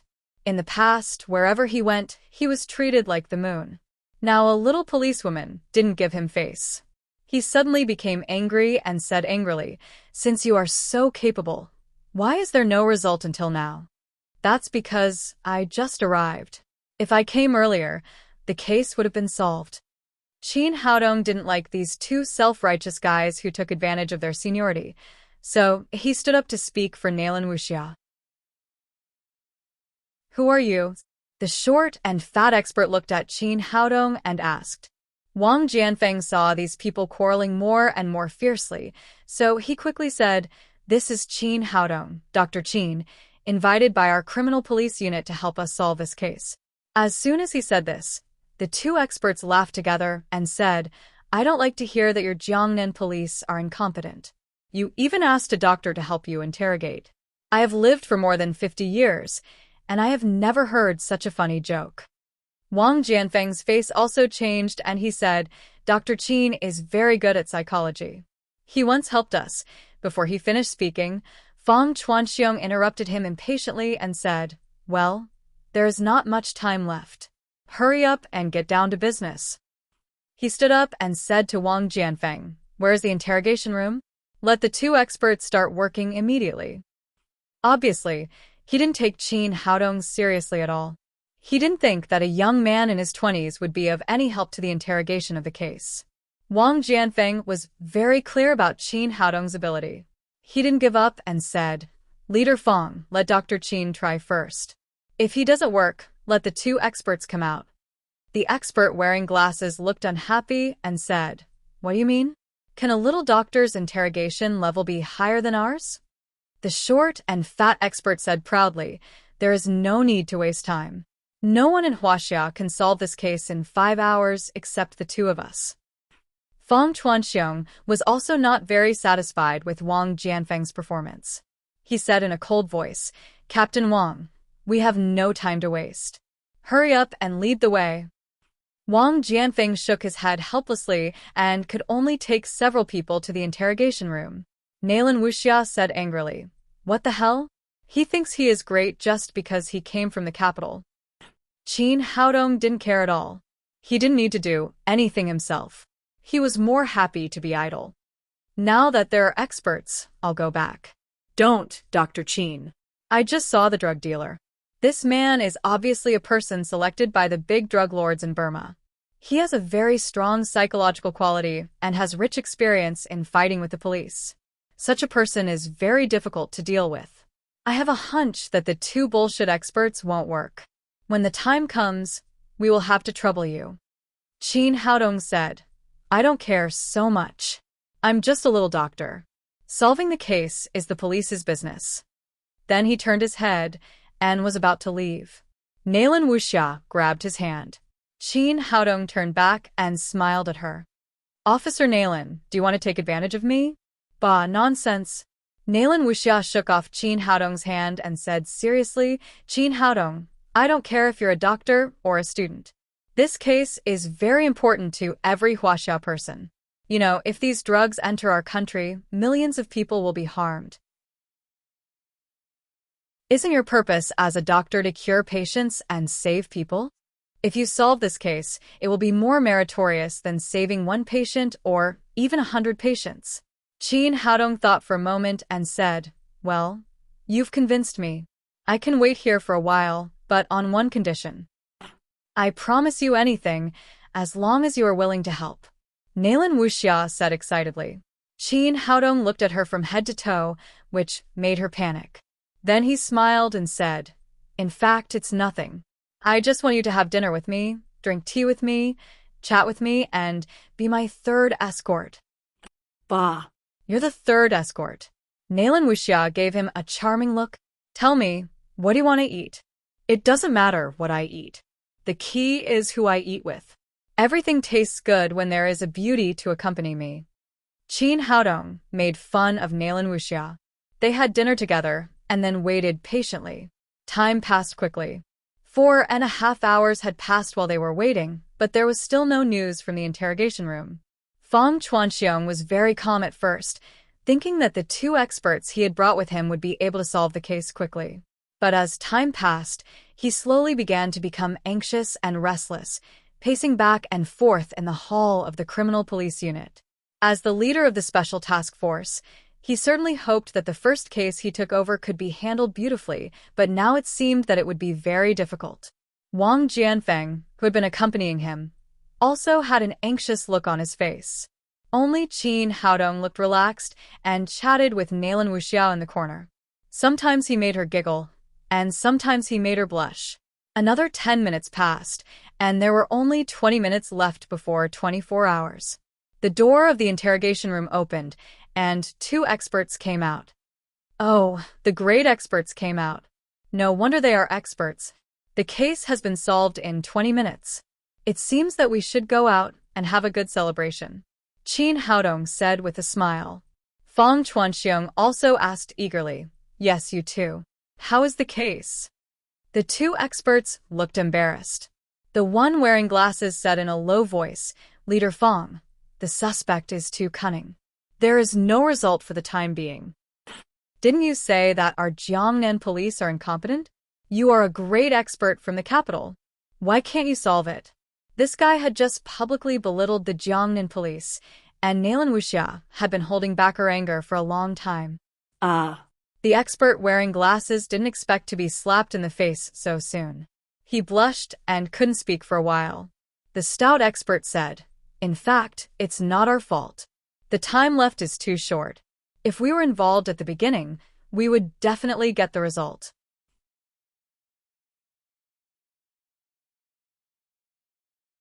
Chapter 59.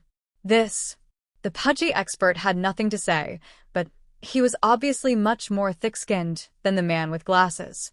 He ignored Qin Haodong and turned to Fang Chuanxiong, saying, "Leader, give us another 5 hours and we'll definitely get the result." "Are you kidding? It's going to be 24 hours soon. How can I give you 5 hours?" Nalan Wuxia said angrily. She didn't like the two experts at all. If they hadn't come out to make trouble, Qin would have solved the case.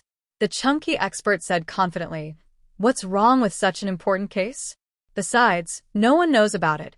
Fang Chuanxiong lowered his head and pondered. On the one hand, he really wanted to solve the case.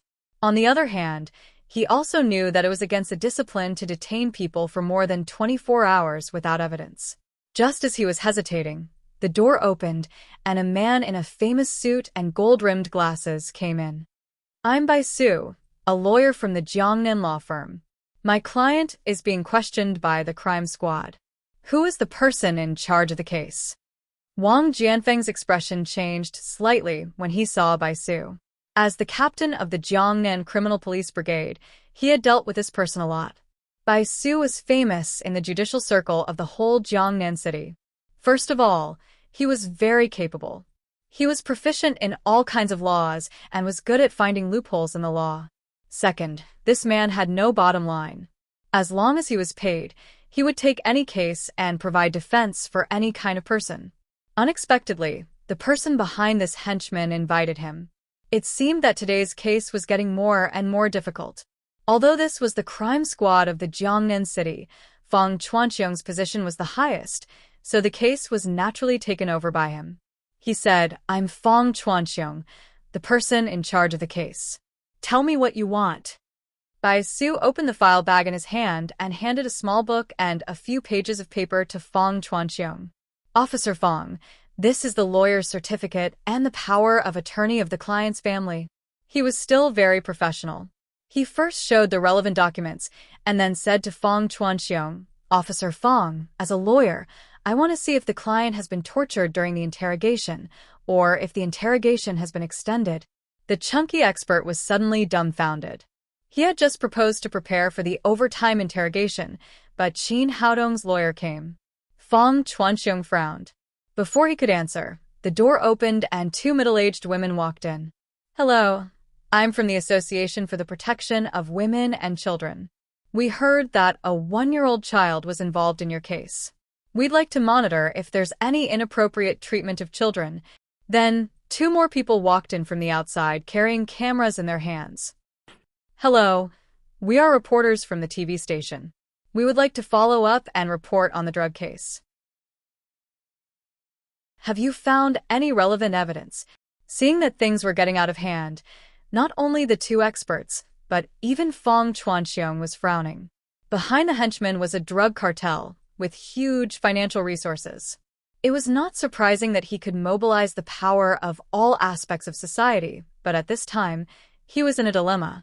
If he let the drug dealers go, not only would the entire Jiangnan Public Security Bureau lose face, but also he would lose face. But if he didn't, he couldn't violate the rules under the supervision of so many people. Bai Su sneered, stepped forward and said, "Officer Fang, when did my client come to the criminal police unit for interrogation? How long is it before the 24-hour deadline?" "Well," Fang Chuanxiong looked at his watch and said, 10 minutes. Bai Su asked again, "Do you have enough evidence against my client, and are you ready to further change the criminal coercive measures? Or do you want to let him go immediately?" In the face of the aggressive lawyer, Fang Chuanxiong felt extremely aggrieved, but there was nothing he could do. He sighed helplessly and said to Wang Jianfeng, "Let him go." Bai Su's mouth was a little proud. As long as he could take the man out, there would be a lot of money in his bank card. Just then, someone said, "You can't let him go." It was Qin Haodong. He said calmly, "Let me try." Fong Chuanxiong frowned. In his opinion, the young man was making trouble. He said discontentedly, "Don't make trouble. How can 10 minutes be possible?" "Others can't, but it's enough for me," Qin Haodong said confidently. Wang Jianfeng whispered in Fong Chuanxiong's ear, "Dr. Qin's hypnotism is really good. Anyway, there are 10 minutes left. Let him have a try." Fong Chuanxiong thought for a moment. Nothing could be done in 10 minutes. So he waved his hand and motioned for Wang Jianfeng to take Qin Haodong to the interrogation room. Seeing Wang Jianfeng, Naylan Wuxia and the young man entering the interrogation room together, Bai Su said, "Officer Fong, as a lawyer, I have the right to see if my client has been tortured or treated inhumanely during the interrogation." The two women from the Association for the Protection of Women and Children also said, "We also want to see if you have protected the legitimate rights and interests of children during the interrogation." Fong Chuanxiong looked at the reporter's camera next to him and said, "The interrogation can't be disturbed. Follow me to the monitoring room." Then he took the lawyer and the reporters to the monitoring room of the crime squad.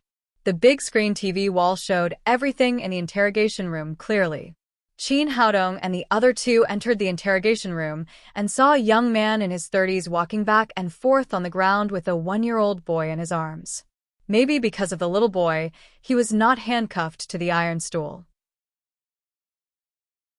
In the corner of the interrogation room, there was a huge suitcase in which dozens of bags of milk powder were neatly placed. Qin Haodong walked over and picked up a bag of milk powder to have a look. There were dense foreign letters on it. It was not English. "It should be produced in Burma." The young man said, "Don't look at it. Someone has looked at it dozens of times. If there were drugs in it, my son would have been poisoned." Wang Jianfeng said, "At first, we also suspected that there was something wrong with the milk powder. We did a sample test one by one, but we found nothing." Naylan Wuxia looked at the young man and asked, "Why did you buy so much milk powder? What else can milk powder do?" Give it to my son. He glanced at Naylan Wuxia's plump breasts with wretched eyes and said jokingly, "My wife is an airport. If she had your equipment, we wouldn't have to buy milk powder. We can't even finish it.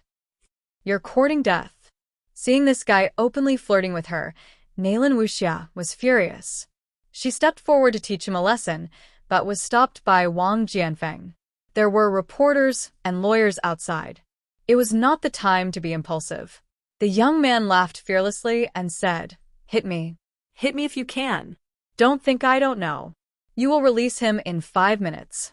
If you dare to touch me, I will sue you." As he was talking arrogantly, Qin Haodong asked, "Is this child your son?"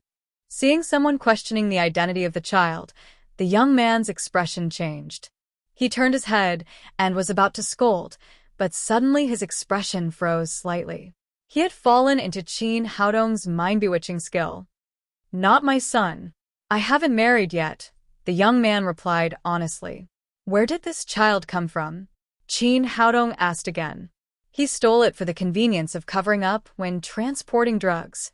As soon as he said this, everyone's expression changed.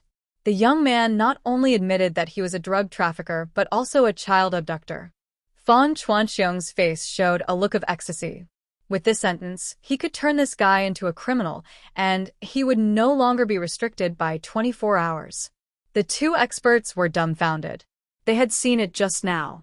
This henchman was very experienced. No matter how they asked, they couldn't get anything useful out of him. However, when Qin Haodong opened his mouth, this guy told them everything.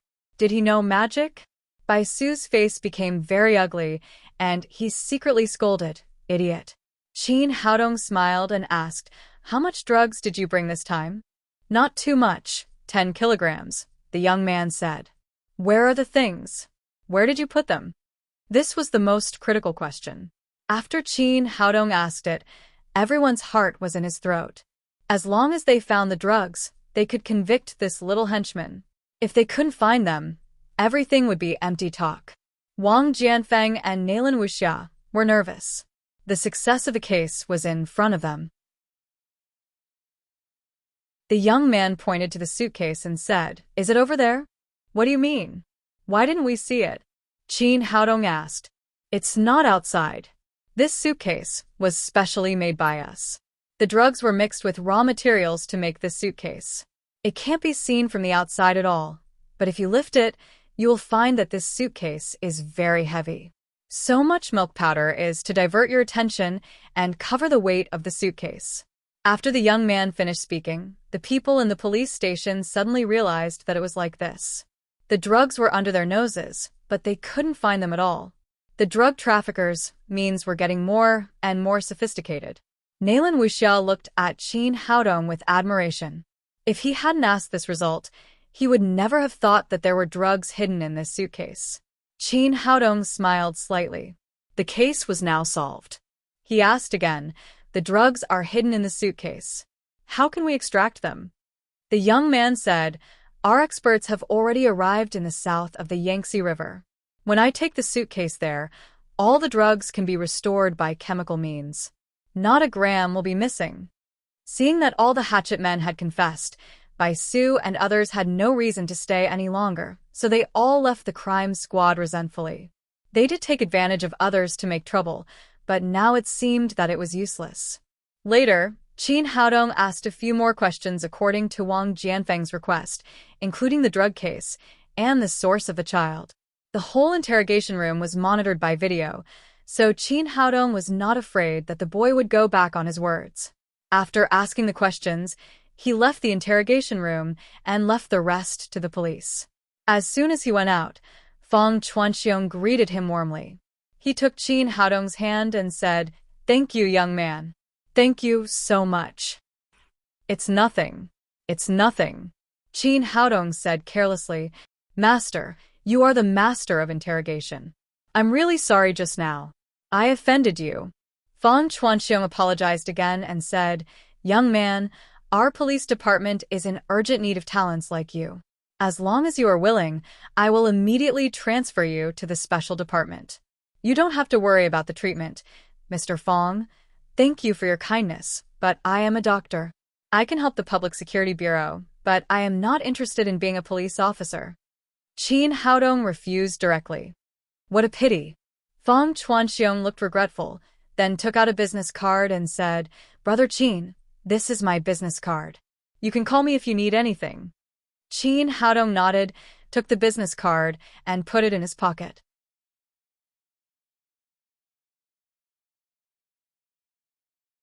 Chapter 60. After the result of the interrogation, the whole criminal police unit was busy. Qin Haodong had nothing to do, so he drove back. It was almost midnight, and there were not many pedestrians on the road. Although he was driving the Honda today, he drove very fast and overtook many cars on the road. When he overtook a Mercedes-Benz, Qin Haodong turned his head subconsciously. The windows of the Mercedes-Benz were covered with solar film, but Qin Haodong's eyesight was far better than that of ordinary people. He saw a woman tied in the back seat of the car, and her mouth was taped. There was no doubt that this was another kidnapping. After the kidnapping of Lin Momo and the little fellow, he couldn't bear to see this kind of dirty business of kidnapping women. Suddenly, he was angry. He suddenly turned and blocked the way of the Mercedes-Benz. With a shrill braking sound, the Mercedes-Benz stopped. "Do you know how to drive?" Curses came from the Mercedes-Benz, and then two men in black suits jumped out. Qin Haodong got out of the car and walked to the two men with a smile. The leading man with a flat top scolded Qin Haodong. "Are you King sick? How can you drive like this? Hang yourself if you want to die." The other long-haired man pulled him and said, "Lao air, forget it. We have business to do. Anyway, we didn't hit her. Let's go." "You're lucky. If it was any other day, I would beat you so hard that your mother wouldn't recognize you." The flat-top man scolded again and turned to walk to the car. "Stop, did I say you could go?" Qin Haodong said. "What else do you want?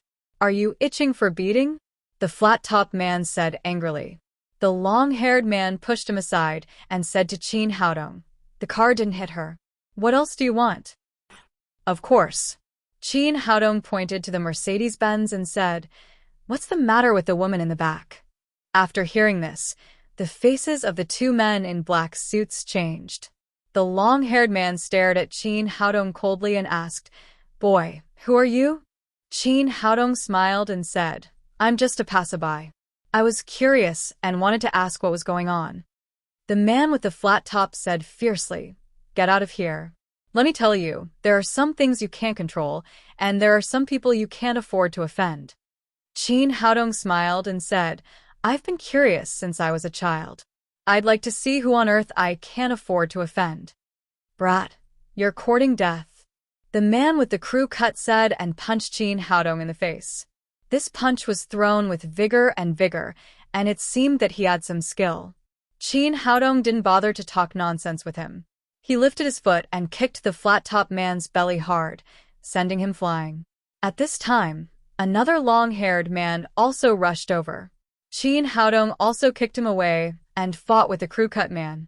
After dealing with these two people, Qin Haodong stepped to the back seat of the Mercedes-Benz. He opened the door and saw a woman lying in the back seat, looking at him in horror. She was wearing a long white dress, which accentuated her sexy figure even more. Although she had a panicked expression on her face, it could still be seen that she was a very beautiful woman. "Don't be afraid. I'm here to save you," Qin Haodong said, and pulled the woman out of the car. He tore off the tape on the woman's mouth and broke the rope on her body. How are you? "Are you hurt?" "I'm fine." The woman looked much better. She raised her hand and tidied her hair. This was a woman with a very outstanding temperament. "What's going on? Do you need me to call the police for you?" Qin Haodong asked. "No, the police can't handle my business," the woman said. Qin Haodong turned his head and saw that the two men in black suits had just gotten up and ran away. "They're gone. You can go back," Qin Haodong said, and was about to leave. The woman grabbed his arm and said in a panic, "Wait a minute. What, do you want me to send you back?" Qin Haodong asked. The woman hesitated and said, "Can I stay at your place for one night?" "Why do you want to go to my place? Why don't you go home?" Qin Haodong was quite surprised. Although this woman was very beautiful, it was not appropriate for her to go home with him as soon as they met. The woman raised her head, looked directly at Qin Haodong and asked, "Don't you know me?" Qin Haodong was puzzled by the question.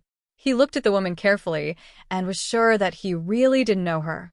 He asked, "Have we met before?" The woman obviously didn't expect this answer. After a slight surprise, she said, "I'm not from here. I don't have a home in Jiangnan. I used to live in a hotel, but now you see the situation. It's not safe there. I don't dare to go back for the time being." "I see." Qin Haodong thought for a moment. He would help her to the end. Besides, she was a beautiful woman.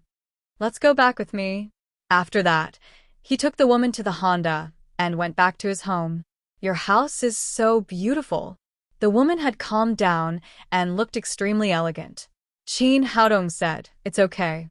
There are many rooms in my house. You can choose one to live in." "Oh." The woman agreed.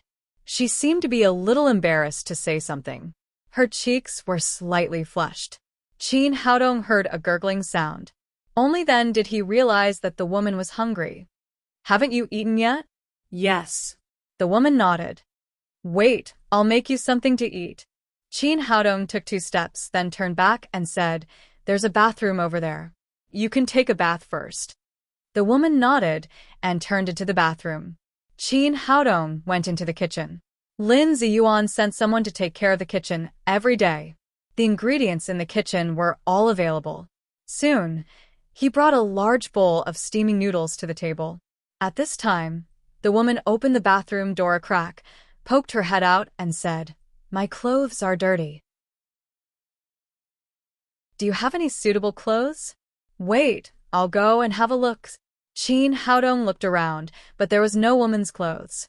Finally, he picked up a large shirt of his and threw it to the woman as pajamas. When the woman walked out of the bathroom, her long wet hair was thrown behind her head. Her ruddy skin was tender. The large shirt on her exquisite body had a unique flavor. "Come and eat," Qin Haodong said. The woman went to the table and looked at the vegetarian noodles without any trace of meat. She frowned slightly. Obviously, she was not satisfied with the bowl of noodles. But when she picked up the chopsticks, picked up a noodle and put it into her mouth, her eyes suddenly widened. Delicious. It was so delicious. Although she had eaten a lot of delicious food, she had never eaten such delicious noodles. Although the woman was very hungry and the noodles were delicious, her eating posture was very elegant. It could be seen that she had been well educated. After eating, the woman put the bowl and chopsticks on the table and said with a moved face, "Thank you. Your noodles are delicious." Chin Haodong suddenly felt awkward. "Well, I admit that I'm dirty." The woman raised her hand and tidied her long hair to the back of her head, revealing her whole face. Then she looked at Chin Haodong and said, "You really don't know me? Why should I know you? You seem to be famous." Chin Haodong despised this woman in his heart. Although she was very beautiful, although she was very sexy, she could not ask him to know her. She was too narcissistic. The woman looked dull and said, "You saved me, but I still don't know your name." Can you tell me? Chin Haodong. The woman waited for a while. After Chin Haodong said these 3 words, there was no more. How rude. Didn't he know how to ask the girl's name? Since he didn't know, he had to say it himself. The woman hesitated for a moment and said, "My name is Ouyang Shanshan." Oh, That's a good name. Chin Haodong said it casually, but soon realized that something was wrong. Ouyang Shanshan? Why did it sound so familiar? It seemed that the big star his daughter mentioned was also called Ouyang Shanshan. It couldn't be such a coincidence that he picked up a big star randomly. "Your name is Ouyang Shanshan?" "Yes." "You sing?" "I also dabble in film and television."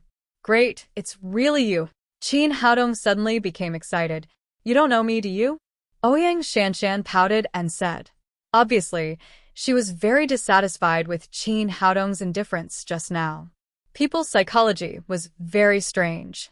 It was annoying to be recognized wherever she went, but when she met someone who didn't know her, she felt very disappointed. But suddenly, she found that Chin Haodong took out his mobile phone and compared it with her while looking at the photo on the phone. What did he mean? Was he afraid that she was deceiving him? Ouyang Shanshan guessed right. Chin Haodong was indeed checking her identity according to the search results of Baidu. He had to be careful about this kind of thing. He promised to get an autograph for his daughter. If he got a fake one, he would feel sorry for the little fellow. After confirming that there was no mistake, Chin Haodong nodded with satisfaction. "Yes, it's you. You haven't answered my question yet. You don't know me, do you? How do you know my name?" oh, "I don't know you, but my daughter likes your songs very much." "Your daughter? how old are you?" You have a daughter?" Ouyang Shanshan asked in surprise. Chin Haodong was too lazy to explain after being asked so many questions. He said directly, "She's my goddaughter." Oh, Ouyang Shanshan nodded. "Well, do you have an autograph? Can you give me one?" Chin Haodong said. The autograph that he promised the little fellow hadn't been fulfilled yet. Today he met the real person, so he couldn't let it go. "No, I was kidnapped, not attending a fan meeting."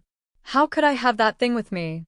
Ouyang Shanshan said, "If you like, I can take a photo with you." no, no. "It's my daughter. Who wants it?" Chin Haodong was a little embarrassed. Although the mobile phone could take photos, there was no way to sign. "You are so kind to your daughter," Ouyang Shanshan said. "In fact, in addition to photos, other things can also be signed." "Yes, wait for me. I'll be back soon," Chin Haodong said, turned around and ran out. At this time, the people of the Lin family had already fallen asleep. Damao and Ermao immediately jumped up alertly when they heard the noise. After seeing that it was him, they rubbed against each other intimately and ran back to sleep. Chin Haodong sneaked into the little fellow's room, stuffed all the things she usually used into a bag, and then returned to his home. "Can I trouble you to give me an autograph?"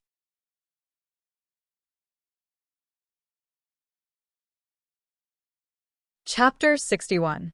It took Ouyang Shanshan more than half an hour to sign all the things that Chin Haodong had brought. She had set a record today. It was the first time that she had signed a bottle and a diaper after being famous for so many years. Well, thank you. Now the little girl will be satisfied, Qin Haodong said happily. Looking at his satisfied expression, Ouyang Shanshan couldn't help saying again, "You are so good to your daughter." "Of course, I love my child." Ouyang Shanshan's expression changed. She sat in the chair with a lost face and said, "Not necessarily." My father is not like that. Why? "Is your father not good to you?" Qin Haodong asked in surprise. Ouyang Shanshan seemed to be touched. She said faintly, "As long as I can remember, my father was a drunkard and a gambling addict. Every day, he went out and lost all the money at home and came home drunk. Then he beat my mother and me. If she hadn't been abused by him for so many years, my mother wouldn't have died so early. Even now, he still hasn't changed his bad habits. He comes to me from time to time to ask for money.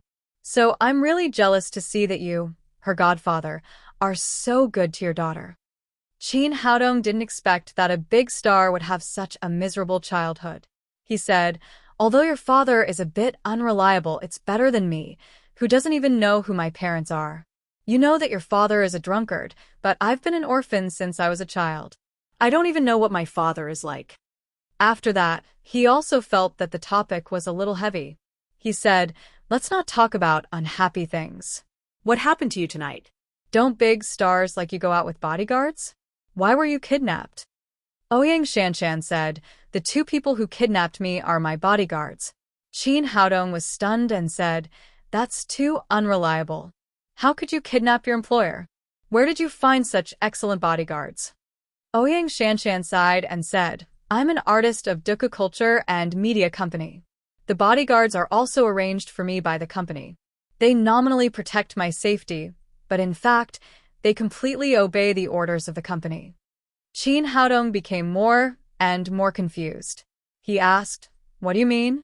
Did your company ask them to kidnap you?" "It's like this." Ouyang Shanshan nodded and said, "You've probably heard about the film and television industry. It's a mess. Our company's boss is called Liu Huaqiang.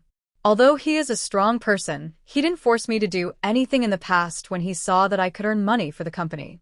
But this time, in order to curry favor with a rich young master, he forced me to go to bed with him. All these years, I've always been clean, so of course I won't agree to such an unreasonable request. Later, Liu Huaqiang threatened me. If I didn't agree, he would cancel the concert in Jiangnan and hide me in the future. He wouldn't give me any chance to appear in public." Qin Haodong nodded secretly. If other entertainers in the entertainment circle had said this, he would have scoffed at them and thought they were acting. However, he could see that Ouyang Shanshan's virginity was strong and pure. She was indeed not the kind of entertainer who led a messy life. It was extremely rare to be able to remain unstained in the big dye vat that was showbiz. Ouyang Shanshan continued, "Even so, I didn't agree. When I signed the contract with the company, I made it clear that I would not accept any arrangement that had nothing to do with work." Later, Liu Huaqiang became angry and directly ordered 2 bodyguards to tie me up and send me to the rich young master. I was desperate at that time. I didn't expect to meet you later. Qin Haodong thought to himself that these big stars looked bright and enviable on the surface, but in fact, they knew that they were suffering and their lives were not satisfactory. He asked, "What are you going to do? Call the police?" With Liu Huaqiang's strength and connections, it's useless to call the police. Ouyang Shanshan said with a sad face, "I signed a contract with Dukkha Company for 5 years. Now it's only less than 2 years. It's impossible to terminate the contract. I can only take one step at a time. If that day comes, I might as well commit suicide." Looking at her determined expression, Qin Haodong didn't want such a beautiful woman to die. Moreover, she was his daughter's idol. He said, "Are the things that Liu Huaqiang asked you to do not be presentable in public?" "Of course. Although I'm an artist of the company, I'm not a prostitute of the company. I work hard to make money with my own ability. He has no reason to ask me to do this kind of thing. That's easy. You can find a few strong bodyguards to guard yourself, so he can't do anything to you. I guess a big star like you is rich." It's not a problem to hire a few bodyguards, right? Ouyang Shanshan said, I have money, but the problem is that no security company or bodyguard dares to offend Lu Huaqiang. Even if they do, I'm afraid they will still kidnap me and send me to others. Qin Haodong said, That's easy. I've just set up a security company. I can provide you with bodyguards. I can guarantee that the bodyguards of our company are absolutely safe and reliable. Even if you face the king, they can guarantee your safety. Really? Aren't you afraid of Lu Huaqiang? Ouyang Shanshan asked incredulously. Qin Haodong smiled slightly and said, I've never heard of the person you're talking about. Even if he's a bit powerful, he's just an ant in my eyes. Great. Ouyang Shanshan looked happy. I'll use your company's bodyguards. Tell me, how much do you need? Qin Haodong touched his nose and said, My security company has just been prepared and hasn't been officially established yet. Well, I'll discuss it tomorrow and give you an accurate answer. Before that, you can live here with peace of mind. There won't be any danger. After Saber and others went to protect Lin Momo, the preparation of the security company was completely handed over to Nalin Wushuang. He hadn't asked about it in the past few days, so he didn't know how it was going. Ouyang Shanshan's face was full of joy. During this period of time, she had been living in fear, and now she finally saw hope. When the matter was almost settled, both of them went back to their rooms to rest. Because they slept too late, Ouyang Shanshan was still sleeping when Qin Haodong got up the next day. He didn't disturb Ouyang Shanshan. He put all the things signed by the little fellow into the bag and then carried them into the Lin's villa. When the little fellow saw Qin Haodong, she immediately threw herself into his arms, put her arms around his neck and asked, Papa, where did you go yesterday? Why didn't you come back to play with me? Papa went to prepare a gift for me, Qin Haodong said with a smile. Really? What's the gift? The little fellow suddenly became interested. Tang Tang, what gift do you want most? I want the autographed photo of the big star, Ouyang Shanshan, so that Wang Xiaoming can also envy me. Autographed photo? But I have other things. Qin Haodong said as he put the little fellow on the ground. Then he opened the bag and poured out the school bag, pencil box, notebook, milk bottle, and diapers. Look, these are the autographs of the big star, Ouyang Shanshan. Seeing that all her things were signed by her idol, the little fellow jumped with joy and shouted excitedly, Papa, you're great. I love you. Then she shouted excitedly, Mama, Mama, come and see. I have a lot of autographs of big stars. Lin Momo came over and looked at the things on the ground. Then, she quietly pulled Qin Haodong aside and whispered, I know you want to make me happy, but it's wrong to lie to a child. When did I lie to you? Qin Haodong said in surprise. No, you even signed the diapers. You must have done it yourself, didn't you? In Lin Momo's opinion, these autographs must have been signed by Qin Haodong pretending to be Ouyang Shanshan. Otherwise, it would be good enough for a big star to sign her name. How could she sign so many, let alone sign the diapers? I knew you would say that. Qin Haodong took out his mobile phone from his pocket, found a video file, and pressed the play button. Hello, Tang Tang, I'm Ouyang Shanshan. I wish you good health, happiness, and more beautiful. On the screen, Ouyang Shanshan took Tang Tang's little school bag and solemnly signed her name on it. How about it? Do you think it's true?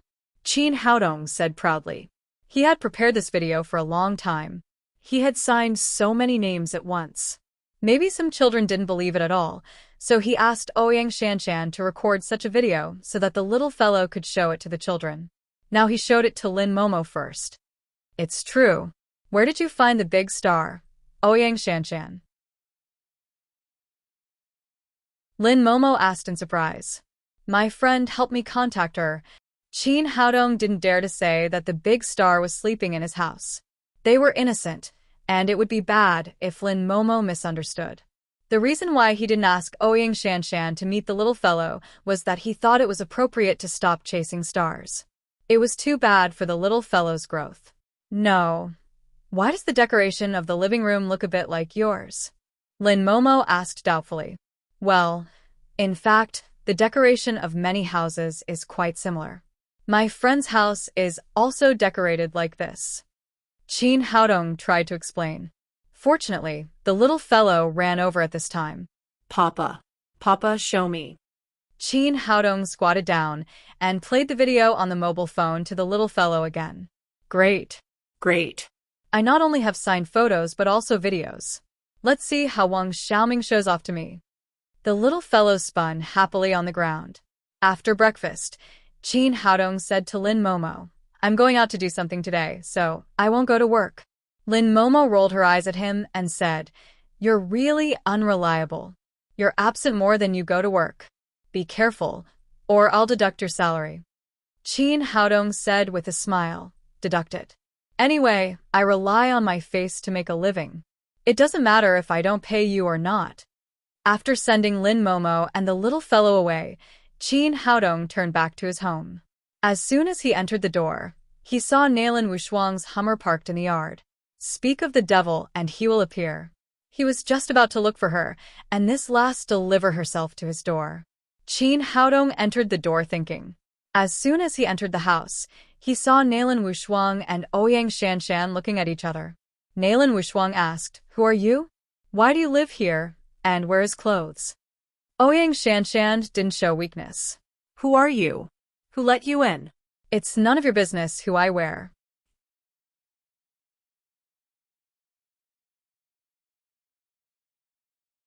Chapter 62. Chin Haodong, who is she? Why does she live in your house? Nalan Wushuang came to Chin Haodong early in the morning to discuss the security company. She didn't expect to see Chin Haodong when she entered the door. Instead, she saw a beautiful woman wearing his clothes. She suddenly felt inexplicable anger in her heart. Don't get me wrong. She's a client. Before Chin Haodong finished, Nalan Wushuang said angrily, Chin Haodong, how dare you spend money on such a shady woman? How dare you say that she is a client? It seems that this is not the first time. Who are you calling shady? I think you're the one who's shady. Ouyang Shanshan was suddenly unhappy. Okay, stop quarreling. Chin Haodong roared, and the two women immediately quieted down. He gave the breakfast he brought back to Ouyang Shanshan and asked her to eat in the dining room. Then, he took Nalan Wushuang to the living room. You are getting more and more outrageous. How dare you find such a woman? Nalan Wushuang sat on the sofa, feeling more and more wronged as she thought about it. This guy didn't pursue a beautiful woman like her, but went to find such a woman who spent money. Listen to me. It's not what you think. Chin Haodong didn't know whether to laugh or cry. Tell me, what the hell is going on? Nalan Wushuang asked angrily. Don't you think she looks familiar? Chin Haodong was somewhat curious. He didn't chase after stars, but didn't the young lady of the Nalan family know Ouyang Shanshan? Although Nalan Wushuang didn't chase after stars, she also knew Ouyang Shanshan. But when she suddenly saw a woman in Chin Haodong's house wearing only a shirt, she didn't think about it seriously in a hurry. Now, after hearing Chin Haodong's words, she calmed down and said with a puzzled face, She is a little familiar. She seems to be a little like the big star Ouyang Shanshan. Where did you find her? The price is not cheap, right? Chin Haodong was speechless. Why did this girl think that he was spending money to find a woman?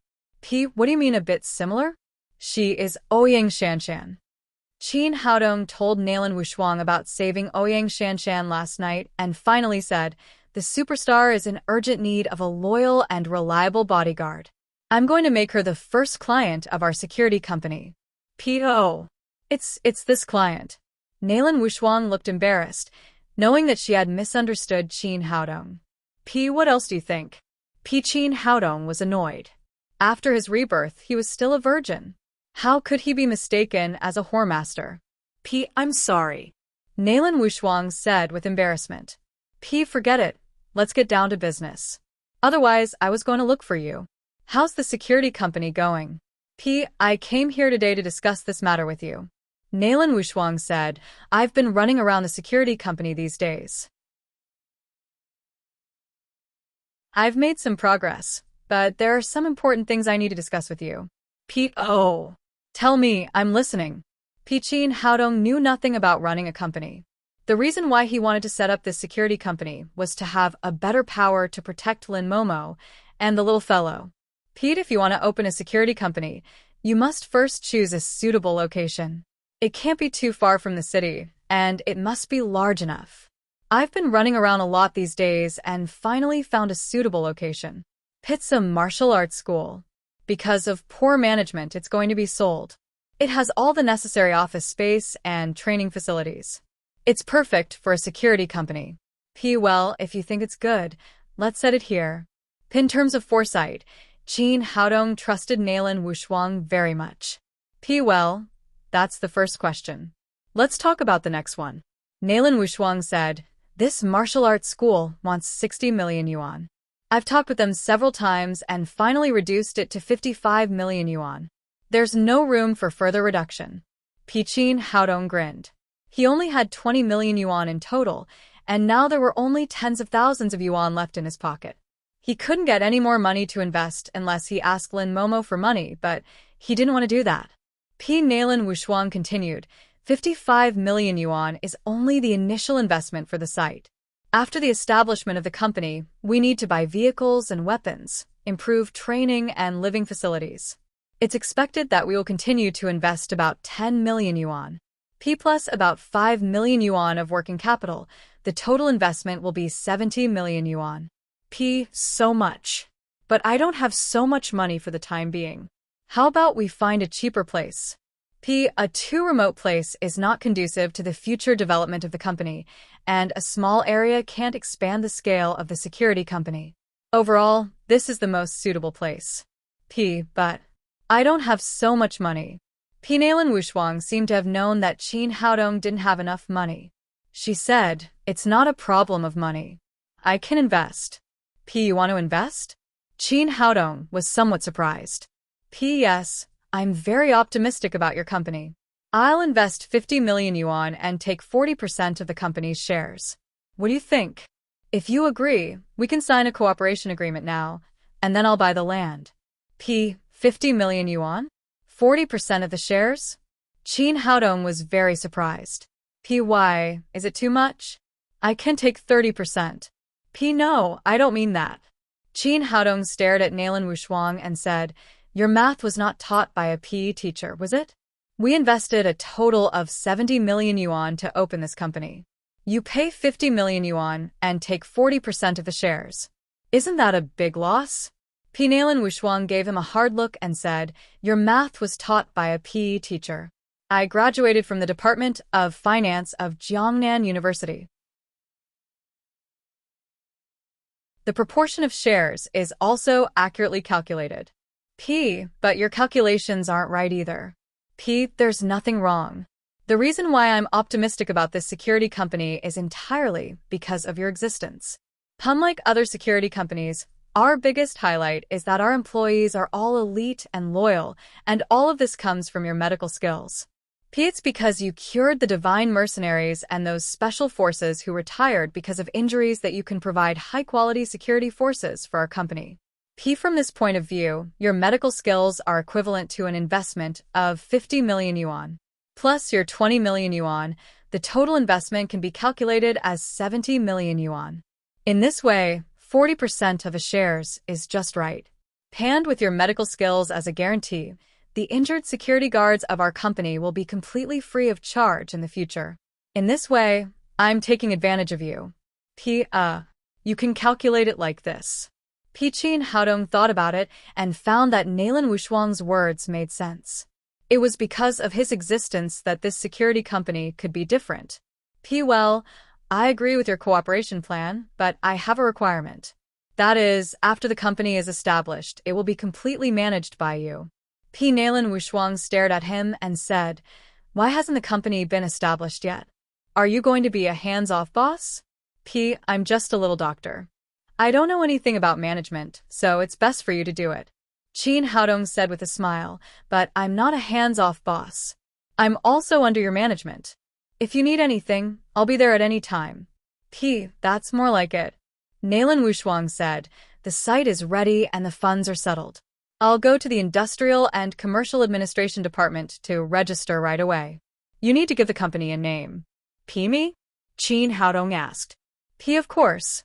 You're the major shareholder. Of course, you name it. P, well, let me think about it. Qin Haodong held his chin and turned around 3 times on the ground.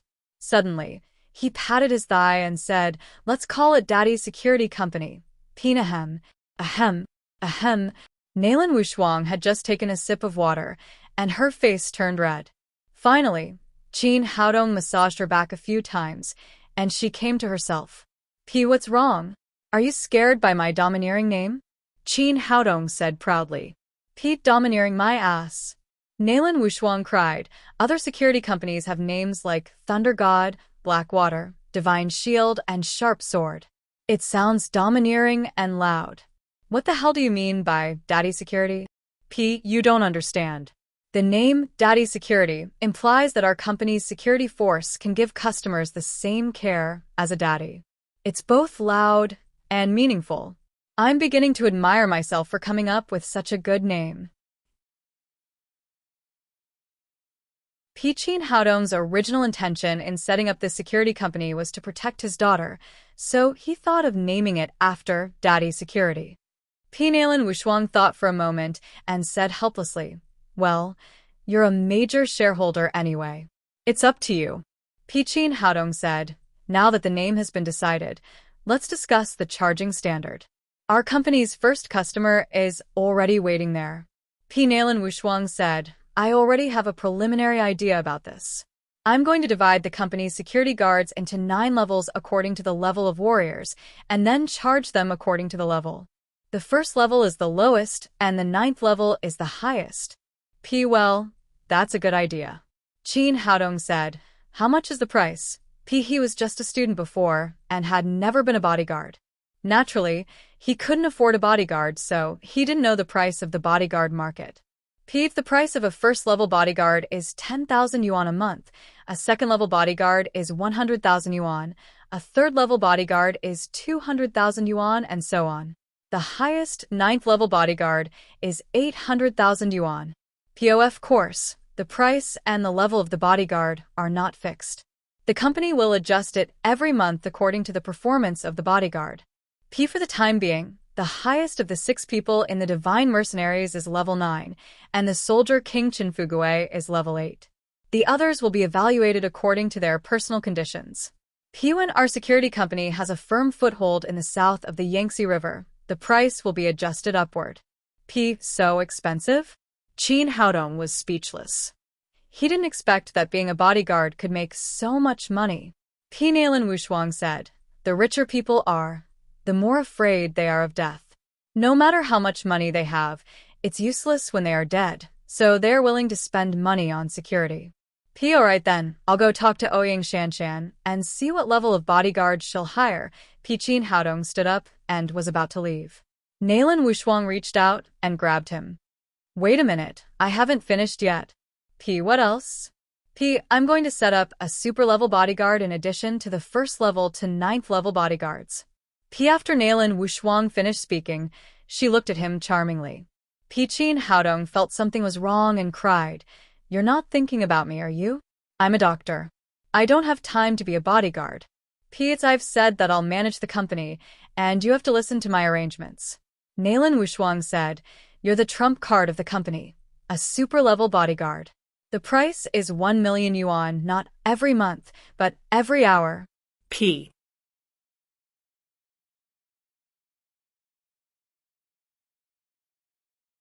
Chapter 63. Qin Haodong opened his mouth wide and said, 1 million for an hour? Isn't that too high? Nalan Wushuang said, it's not high. The trump card of the company naturally has a trump card price. Alright then, I agree. Qin Haodong agreed.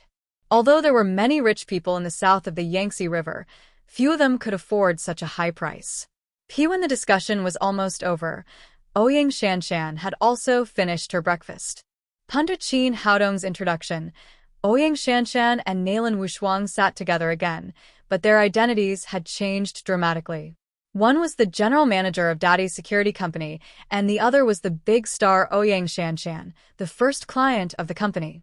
It was agreed that Nalan Wushuang would be responsible for the company's affairs, so Qin Haodong would no longer participate. Half an hour later, Nalan Wushuang signed the first cooperation agreement with Ouyang Shanshan on behalf of Daddy Security Company. Ouyang Shanshan paid a down payment of 2 million yuan to Daddy Security Company, and Daddy Security Company would provide Ouyang Shanshan with an 8th grade bodyguard and 4 7th grade bodyguards. Shortly after the agreement was reached, an army green jeep arrived at Qin Haodong's house. 5 people got off the car, led by Chen Fugue, the Soldier King. Although the other 4 people were not very tall, they were full of battle experience. After seeing the 5 people, Ouyang Shanshan nodded with satisfaction. Although she didn't know martial arts, she could see that these people were different from the previous bodyguards. Qin Haodong said, "You are the first client of our company and my daughter's idol. On behalf of the company, I will give you a big gift for free to help you solve the current trouble." Qin Haodong was very fond of this pure female star. After all, she had helped the little fellow sign so many words, so he decided to help her. Solve the trouble? What do you mean? Ouyang Shanshan asked. Take me to see your company's boss, Lu Huaqiang, and leave the rest to me. Can this work? Lu Huaqiang's power is very great. Ouyang Shanshan didn't say the rest of the words. Qin Haodong saved her, so she didn't want to cause trouble for Qin Haodong. She was satisfied to be able to ensure her own safety. It's all right. You don't have to worry about that. Qin Haodong said with a smile. Anyway, I want Lu to make you more popular in the future. If he really bans you, how are you going to pay the bodyguard fee of our company? We will lose a big client then. Thank you. Ouyang Shanshan knew that Qin Haodong really wanted to help her. He just didn't want her to have any psychological burden. In the Jiangnan branch of Duku Film and Culture Company, Lu Huaqiang was pointing at the noses of the 2 bodyguards and cursing, "Are you *king idiots?" Ouyang Shanshan was actually snatched away by a person. Instead of raising you guys, I might as well raise a dog. The 2 people in front of him were the 2 bodyguards who kidnapped Ouyang Shanshan last night. At this time, they lowered their heads and did not dare to make a sound after being scolded. What the *CK are you still standing here for? Hurry up and find her. If you can't find Ouyang Shanshan before dark, all of you will jump into the river. Lu Huaqiang was indeed very angry. That young master had taken a fancy to Ouyang Shanshan, who was under his company, and specifically asked her to come and serve him. Although Ouyang Shanshan was the top artist of their company, he couldn't afford to offend that person. Otherwise, he would have to close down the company. He had no choice but to discuss with Ouyang Shanshan. However, the girl was so stubborn that no matter how he discussed, it wouldn't work. In the end, he was so anxious that he asked the bodyguards to tie up Ouyang Shanshan and send her to the young master. Unexpectedly, the 2 idiots lost her on the way. The young master was very angry when he didn't see Ouyang Shanshan for a long time. He thought that Lu Huaqiang was playing with him. He had already said that if he didn't see Ouyang Shanshan before dark, Duku Film and Culture Company would be waiting to close down. The 2 bodyguards answered and turned to go out. At this time, the door was kicked open with a bang. Don't bother. We're here. It was Qin Haodong, who came in. Nalan Wushuang and Ouyang Shanshan were next to him, followed by Chen Fugue and 4 other bodyguards. After seeing Ouyang Shanshan, Lu Huaqiang's eyes lit up. He picked up a walkie-talkie on the table and shouted, "Bring the guys and come here." It had to be said that his men were quite efficient. As soon as he put the walkie-talkie on the table, there was a noisy sound of footsteps outside the door. Then, more than a dozen bodyguards in black rushed in and surrounded Qin Haodong and his companions. The bodyguard with a flat top pointed at Qin Haodong and shouted, "Boss, it's that little white face who took her away." Lu Huaqiang stood up from behind the boss's desk and stepped in front of Qin Haodong. He said with a sneer, "Little white face, you're really capable. You even dare to touch my people." After that, he turned to look at Ouyang Shanshan and said, "Bitch, it seems that I really gave you face before. How dare you run away? Don't come back if you have the ability. Don't think that you're a star because someone is supporting you. You're nothing without my company. I can make you popular, but I can also make you worthless." The more he said, the more proud he became. It seemed that he had completely controlled the situation. He pointed at Qin Haodong and shouted to his subordinates, "This guy kidnapped our company's artist. Teach him a good lesson, then tie him up and send him to the Public Security Bureau." Fai's bodyguards answered and rushed towards Qin Haodong while waving their weapons. Chen Fugui shouted and led his 4 bodyguards to meet them. Although they were unarmed, their skills were much better than Lu Huaqiang's men. After the fight, it was a completely one-sided situation. The bodyguards were beaten to the point of crying and crawling on the ground. In less than 2 minutes, Chen Fugui finished the fight. More than a dozen people called by Lu Huaqiang were lying on the ground, wailing. Some of them couldn't get up, and some didn't dare to get up at all. Lu Huaqiang turned pale with fright. He didn't expect that the 5 people brought by Qin Haodong, who looked ordinary, could beat his tall and strong men like dogs. Boss, what about him?"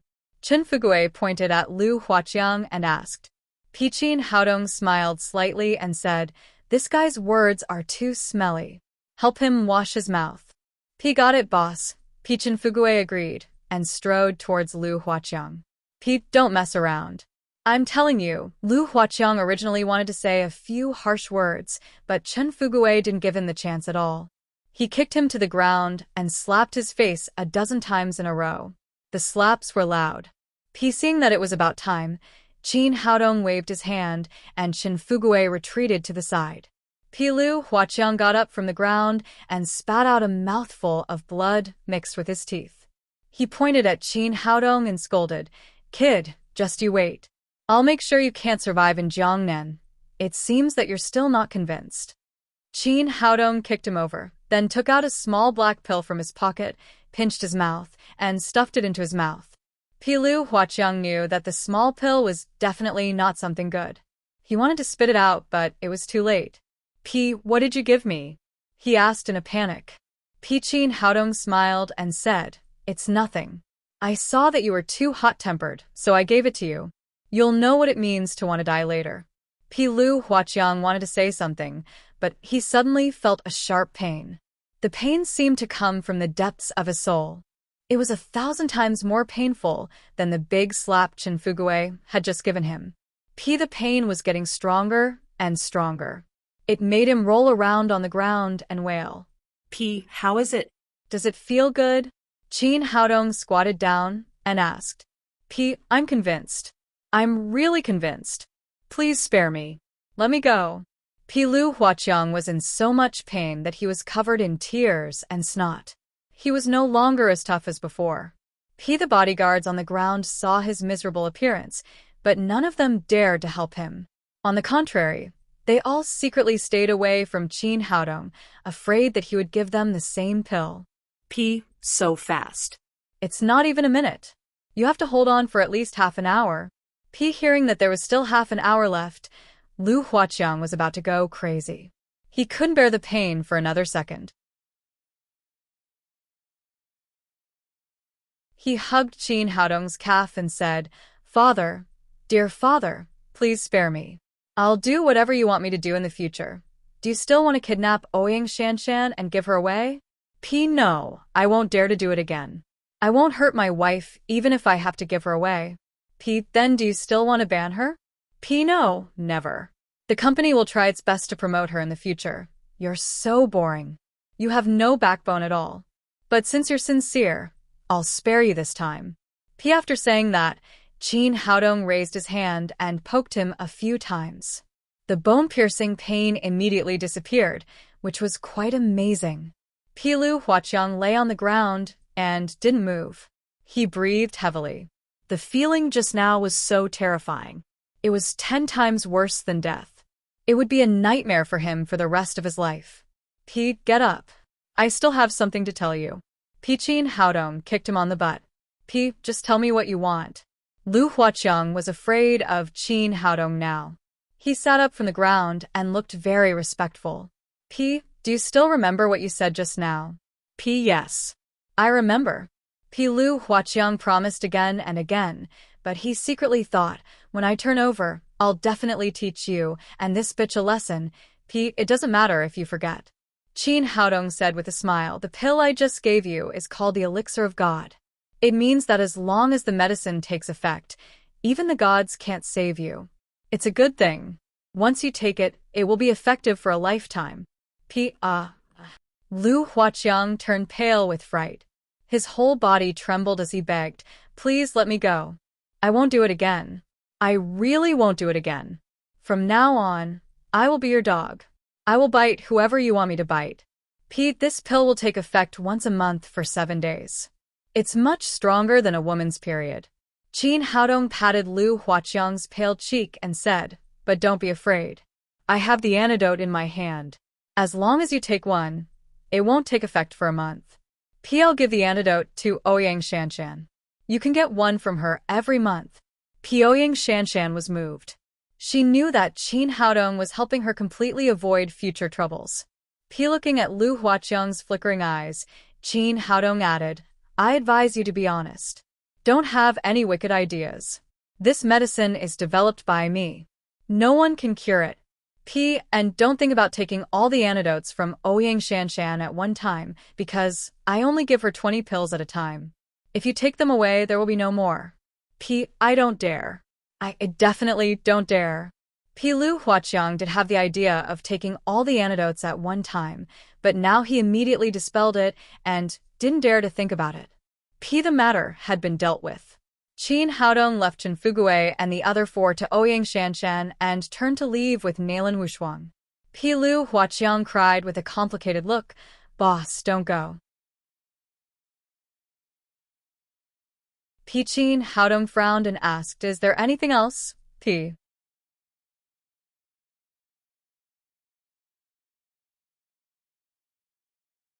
Chapter 64. To tell you the truth, I didn't want to do it this time. Shanshan is our company's cash cow. I don't want to send her out to accompany others unless it's a last resort. What Lu Huaqiang said was true. He was also very lascivious. He had slept with a lot of actresses over the years, but he had never thought about Ouyang Shanshan. After all, there were plenty of women, and he didn't want to affect his wallet because of this. Qin Haodong didn't speak, just listened quietly, knowing that he must have more. Lu Huaqiang continued. This time, someone took a fancy to Shanshan and asked her to accompany him. I couldn't afford to offend that person, so I had to do this. If I didn't do this, the company would have to close down. Qin Haodong's face became cold and said, You've said so much to me. Do you mean to send Ouyang Shanshan there? No, I didn't mean that.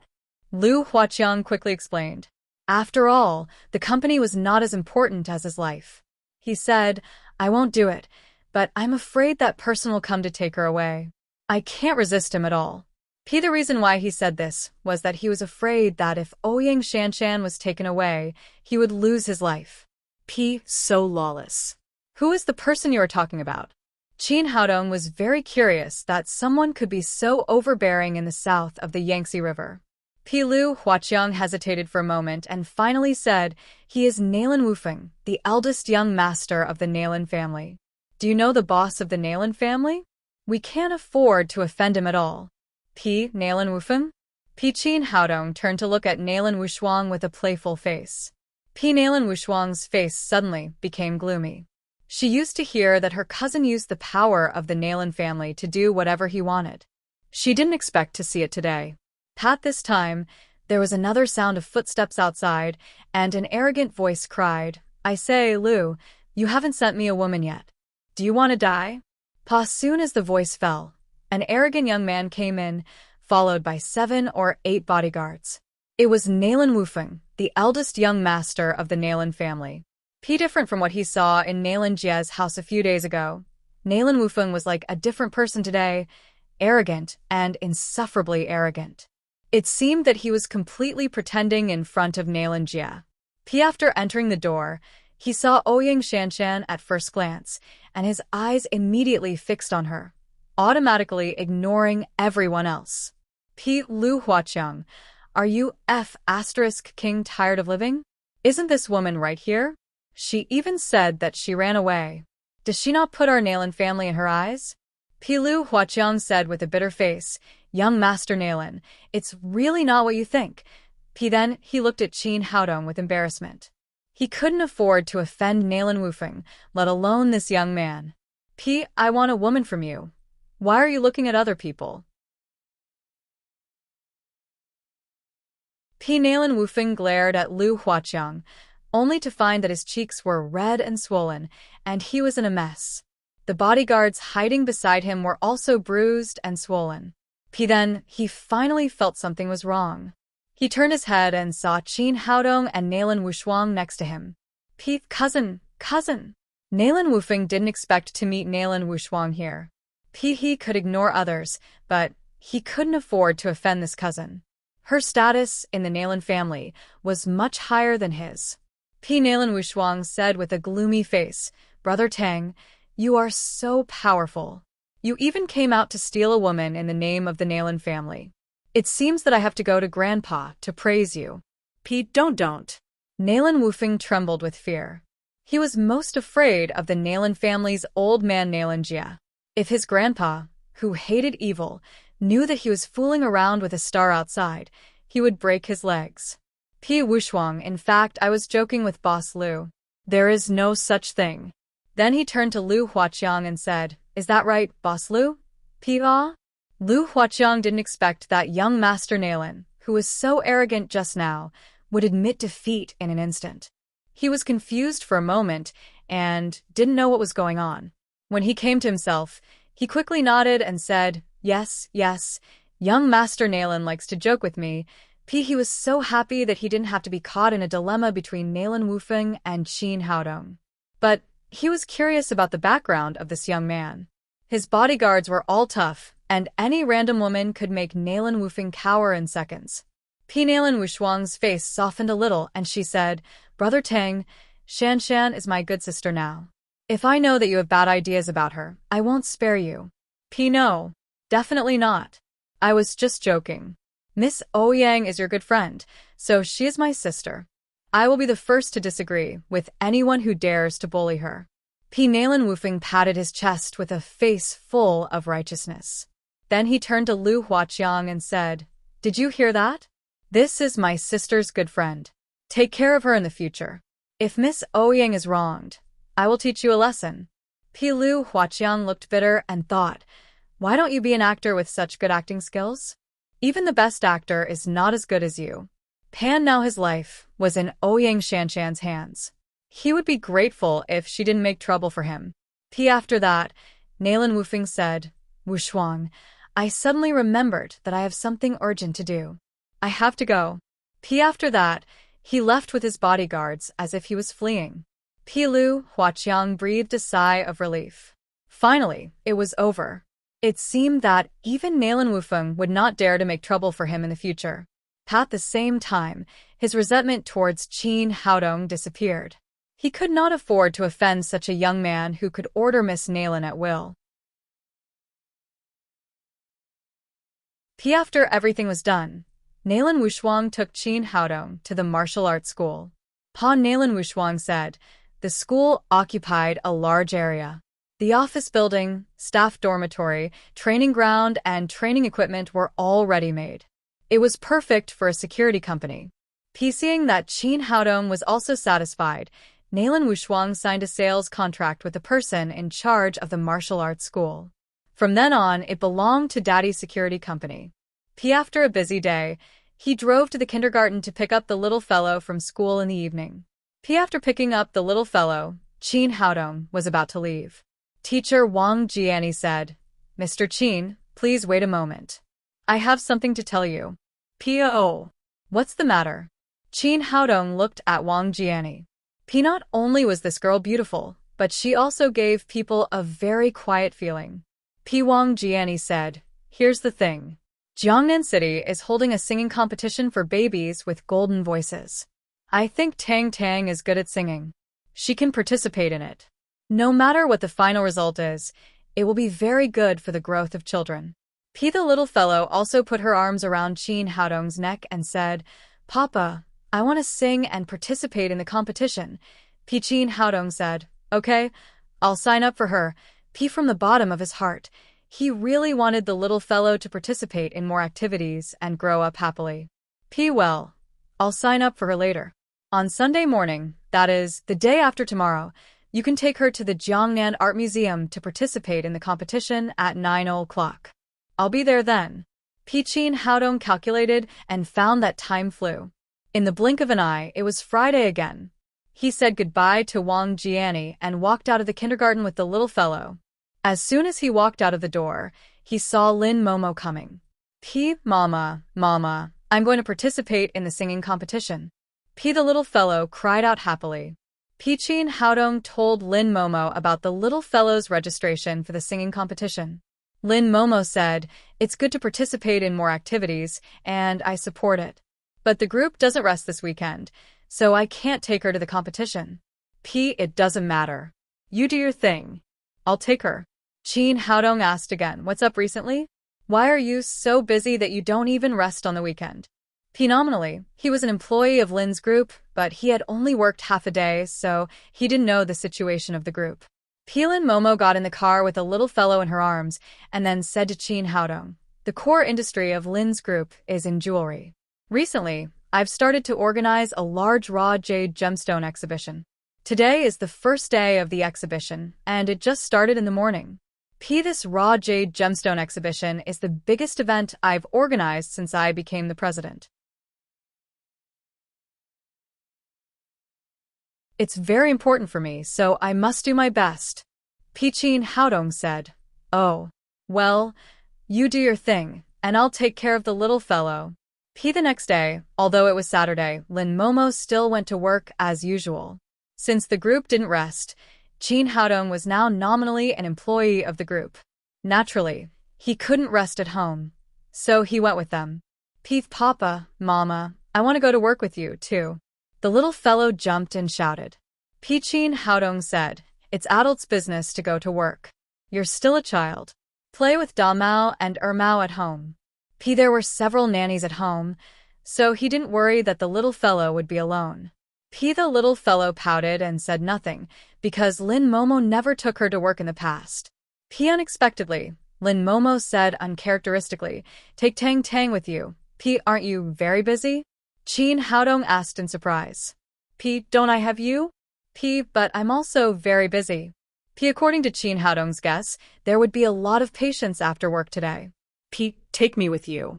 You'll be busier without me," Lin Momo said meaningfully. Qin Haodong didn't react for a while, not knowing what it meant. "Great, Papa, I want to go to work with you, too," the little fellow cried, holding his thigh. "Well, let's go together." Qin Haodong was a little reluctant to leave the little fellow at home. Since Lin Momo had no objection, he took her with him. When they arrived at the Lin's group building, Qin Haodong separated from Lin Momo and took the little fellow to the infirmary. As soon as he entered the door, Zhang Jijia shouted, "Ancestor, you're here. If you didn't come, the door of our infirmary would be broken by those women." Then he suddenly saw the little fellow in Qin Haodong's arms and asked in surprise, "Brother, where did you steal such a lovely child?" "Uncle, I didn't steal her. This is my papa." The little fellow said discontentedly. Is this really your daughter?" Zhang Jijia looked at Qin Haodong incredulously. Of course it's true." Qin Haodong didn't bother to explain the little fellow's question, so he agreed directly. He glanced at his desk, which was filled with all kinds of snacks, flowers, and plants. He asked in surprise, "Brother Zhang, what's going on? Where did so many things come from?" You're right. The beauties in the company have been crazy these days. They come here every day to find you, sending flowers and food. Only a part of them is on the desk, and I stuffed many of them into the cabinet. Otherwise, I couldn't put them all." Qin Haodong smiled. There was such a thing. Since there were people sending food, he would let the little fellow take advantage of it. He sat at the desk with Tang Tang in his arms and began to attack the snacks on the table. Just then a woman at the door asked, "Is Dr. Qin here?"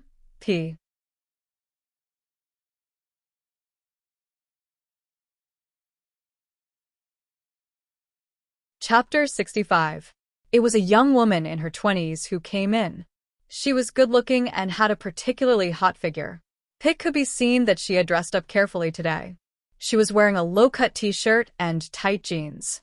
She looked very sexy, and her cleavage was bottomless. After seeing this woman, Zhang Jijie couldn't help but push up the glasses on the bridge and fiercely swallowed a mouthful of saliva. Oh, what's wrong with you? Qin Haodong asked. The woman had a coquettish face when she came in, but when she saw the little fellow in Qin Haodong's arms, she was shocked. She didn't answer Qin Haodong's question, but asked, Dr. Qin, who is this child? My name is Tang Tang, and this is my father. The little fellow said in a childish voice while tearing a bag of beef jerky. Qin Haodong said, although I have a child with me, I can still diagnose you if you feel uncomfortable. It's okay. I suddenly feel better. Then the woman turned around and left, leaving Qin Haodong with a confused face. Then some women came to the infirmary one after another, but when they saw Qin Haodong holding the child, they immediately left. Although some did come for treatment, there were not many such people. Qin Haodong had a leisurely time the whole morning. Only then did he understand Lin Momo's intention. She deserved to be the president. Her tricks were so profound. She only used a little fellow to cut off many women's thoughts about him. At noon, when Qin Haodong walked into the canteen with the little fellow, the situation last time did not happen again. He and Zhang Jijie had a peaceful meal. After lunch, he took the little fellow to Lin Momo's office. Before they talked for a few words, the door was opened, and Enrich ran in, panting. Qin Haodong was slightly stunned. Enrich was Lin Momo's assistant. She had always been calm. He had never seen her so flustered. Misin, what's wrong? Lin Momo frowned slightly. The raw jade gemstone exhibition was extremely important to her, so she specially arranged for Enrich to keep an eye on the venue. Why did she suddenly come back? President Lin. Oh no. Something has happened. Enrich said while gasping for breath. What happened? Our raw jade gemstone exhibition just opened yesterday. Today, the Fongs held another raw jade gemstone exhibition opposite us. Lin Momo's face darkened. For this raw gemstone exhibition, Lin's group had invested a lot of money and material resources to advertise all over Huaxia. Now that the effect was good, jade merchants and stone gambling enthusiasts from all over the country flocked to it. But the Fong family held a raw gemstone exhibition on the opposite side, which meant that Lin's group spent money to help them advertise, which was totally an act of picking peaches. The most important thing was that Feng's group had always been the biggest competitor of Lin's group in the jade market. Now another raw gemstone exhibition was held opposite them, which was obviously against them. Pan Bairu continued, the worst thing is that the scale of the Feng's group's raw gemstone exhibition this time is not smaller than ours. Moreover, all their stones are of the old type in Burma, so the quality of the raw gemstones is better than ours. What? That's impossible. Lin Momo suddenly stood up and said angrily, when we went to buy the old type of raw gemstone, didn't the Jade State say that they would not sell it to Huaxia this year? Why didn't they sell it to our Lin family but to the Fong family? Pan Bairu also said with annoyance, I don't know. Anyway, now the guests have gone to the Fong family. If it goes on like this, we won't even be able to recover the cost after the exhibition is finished in half a month. Let's go and have a look. Then Lin Momo hurried out, followed by Enrich. Qin Haodong thought about it and followed her with the little fellow in his arms. It seemed that his woman was in trouble, so he had to help her. After getting in the car, Lin Momo asked, why are you here? Qin Haodong said, I'm going with you to have a look. I haven't seen what a raw jade gemstone looks like. Yes. Yes. Tang Tang, I want to see it too. The little fellow followed. Lin Momo's heart was heavy, and she didn't say anything. Qin Haodong asked, I just heard you mention the Jade Gang. What's going on? Lin Momo said, the raw jade gemstone is only produced in Burma, and the quality of the old ones is the best. Although there are raw gemstones in other places, the quality is much worse. The export of raw jade gemstones in Burma is completely controlled by the Jade Gang. As a big company specializing in jade, Lin's group has to deal with the Jade Gang. They have been getting along well over the years. But at the beginning of this year, Lin's group proposed to the Jade Gang to import a batch of raw gemstones from the old ones, but the Jade Gang did not agree. They said that they were not going to export raw gemstones from the old ones to Huaxia this year. We have no choice. The raw gemstones we bought are from other places, and the quality is naturally not as good as the ones from the old ones. Now the raw gemstones that Feng's group took out for the exhibition are all from the old ones, which is better than those of Lin's group. This shows that the Feng family must be behind it. Pan Bairu also said angrily, "It must be so. The Feng family must have used some way to get through the relationship with the Jade Gang and set us up."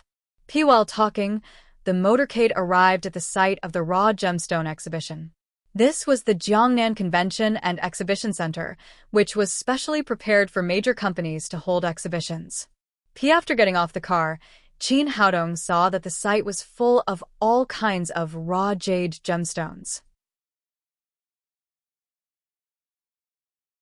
These raw gemstones looked no different from ordinary stones on the surface, but he could clearly feel the difference. Cultivators are most sensitive to spiritual qi. As the Emperor Greenwood, Qin Haodong's spirit is strong. He knows which raw gemstones have abundant spiritual qi and which ones have no spiritual qi. Pete's boss Lin, "Look, that's the raw gemstone exhibition held by the Feng family." Pan Bairu pointed to the exhibition area opposite and said. Qin Haodong followed her finger and saw a large number of raw gemstones piled up on the opposite side. It seemed that the scale was no smaller than here, but the spiritual qi emitted by the raw gemstones over there was obviously richer than here. What's going on? Is it possible that the better the quality of the raw gemstones, the more abundant the spiritual qi? Does that mean that raw gemstones with spiritual qi contain jade? The more abundant the spiritual qi, the better the quality of the jade? Lin Momo was completely different from Qin Haodong. What she saw was that the Feng family's exhibition area was crowded, while her own was deserted.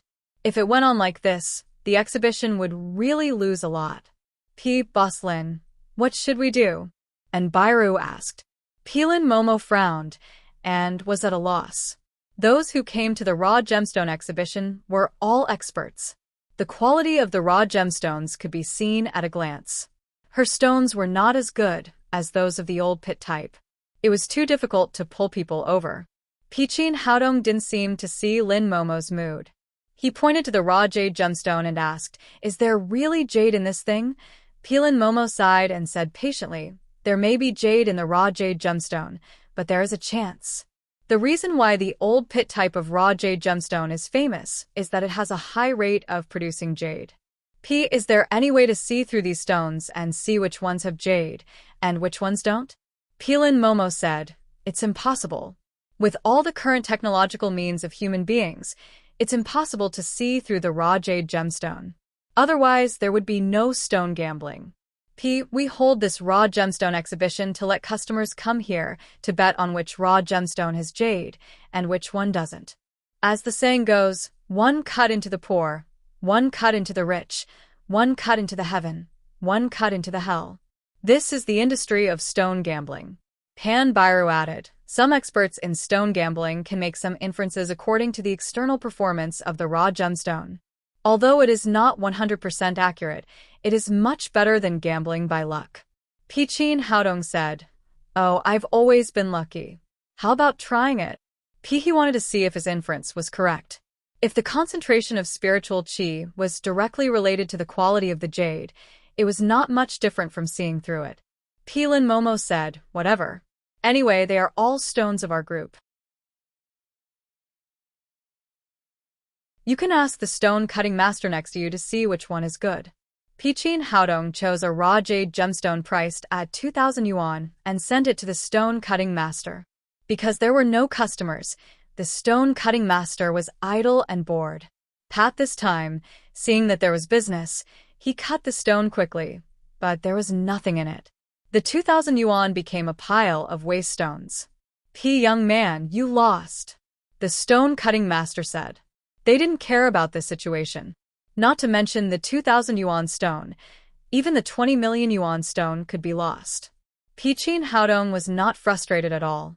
As he thought, there was no spiritual qi in this stone, so there was no jade in it. He chose another raw jade gemstone with weak spiritual chi. After cutting it again, there was a green jade the size of an egg, and the quality was not very good. Heaven So and Byru said, Dr. Chin, you are really lucky. You won 1 out of 2. This stone is worth it.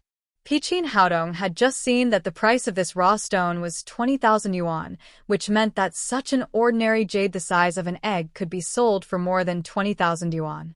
It seemed that this thing was really valuable. This is just the beginning. My luck will definitely get better and better. While speaking, he chose a raw stone with abundant spiritual chi and sent it to the stone-cutting master. Master, be careful. I think there must be jade in this stone. Don't worry, young man. I'm very accurate. The stone-cutting master was really experienced. Soon, he polished a small window on one side of the stone with a grinding wheel. He carefully observed it while rubbing it. Suddenly, his expression changed, and he became more careful. Soon, he stopped the machine in his hand, grabbed a rag, wiped the stone powder on the raw stone, and then poured some water on it. Then, he saw a thick green color on the window of the raw stone, like a pool of autumn water, which looked very pure. There is green. There is really green. And Byru cried in surprise. Lin Momo was also surprised. After so many years of doing the jade business, she was naturally an expert. The green color of this raw stone was very good, which was close to the ice type. As long as he could take out a piece of the size of an egg, it would definitely be worth more than 1 million yuan. The stone-cutting master said, Young man, now your stone has risen. Do you want to continue? Chin Haodong had achieved his goal. The fact proved that his speculation was correct. The richer the spiritual chi of the raw stone, the higher the quality of the jade inside. He waved his hand indifferently and said, I don't care. I just want to try my luck. This raw stone belongs to President Lin. She can do whatever she wants.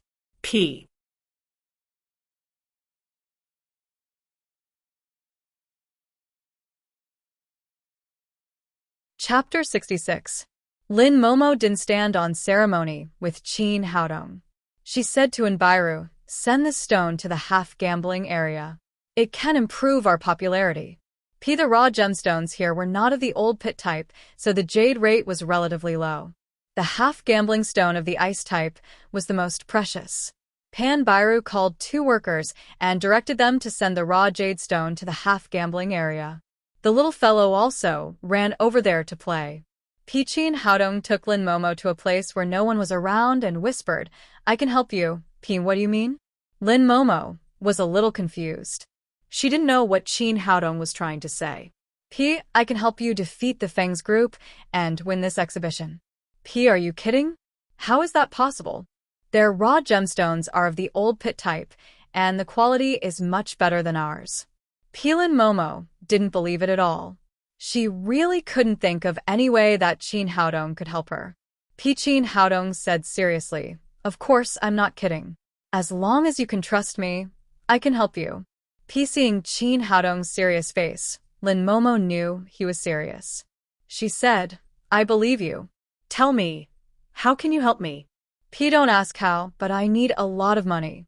How much money do you have? A little more than 100 million. Lin Momo asked, Why do you want to use my money? It's for the group. I can use the funds of the Lin's group. Chin Haodong's idea was very simple. He went to the Feng's group's exhibition and bought all the raw gemstones with high concentration of spiritual chi. In this way, he could not only attack the Feng's group, but also make a lot of money. But he also knew that Lin Momo was only the executive president of the Lin's group, and she didn't have many shares. Such a good thing should naturally be given to his woman. He couldn't let the people of the Lin's group take advantage of it. You don't have to ask about that. If you trust me, then give me your 100 million. I will definitely give you a surprise. Well, all my money is in this card. The password is Tang Tang's birthday. Lin Momo took out a bank card without hesitation. Her life was saved by Chin Haodong, so she didn't care about money. Chin Haodong took the card and said with a smile, Don't worry, you won't be disappointed. Although she was curious, She chose to believe Qin Haodong, so she didn't ask more. It was close to evening, which was also the busiest time of the raw gemstone exhibition. It was midsummer, and the weather in Jiangnan was too hot. Many people liked to go out at night and buy some raw gemstones to try their luck. Among the crowd, a young man was particularly eye-catching. Not only was he accompanied by an extremely beautiful woman, but he was also carrying a chubby little girl in his arms. There were also two snowball-like white puppies running at his feet.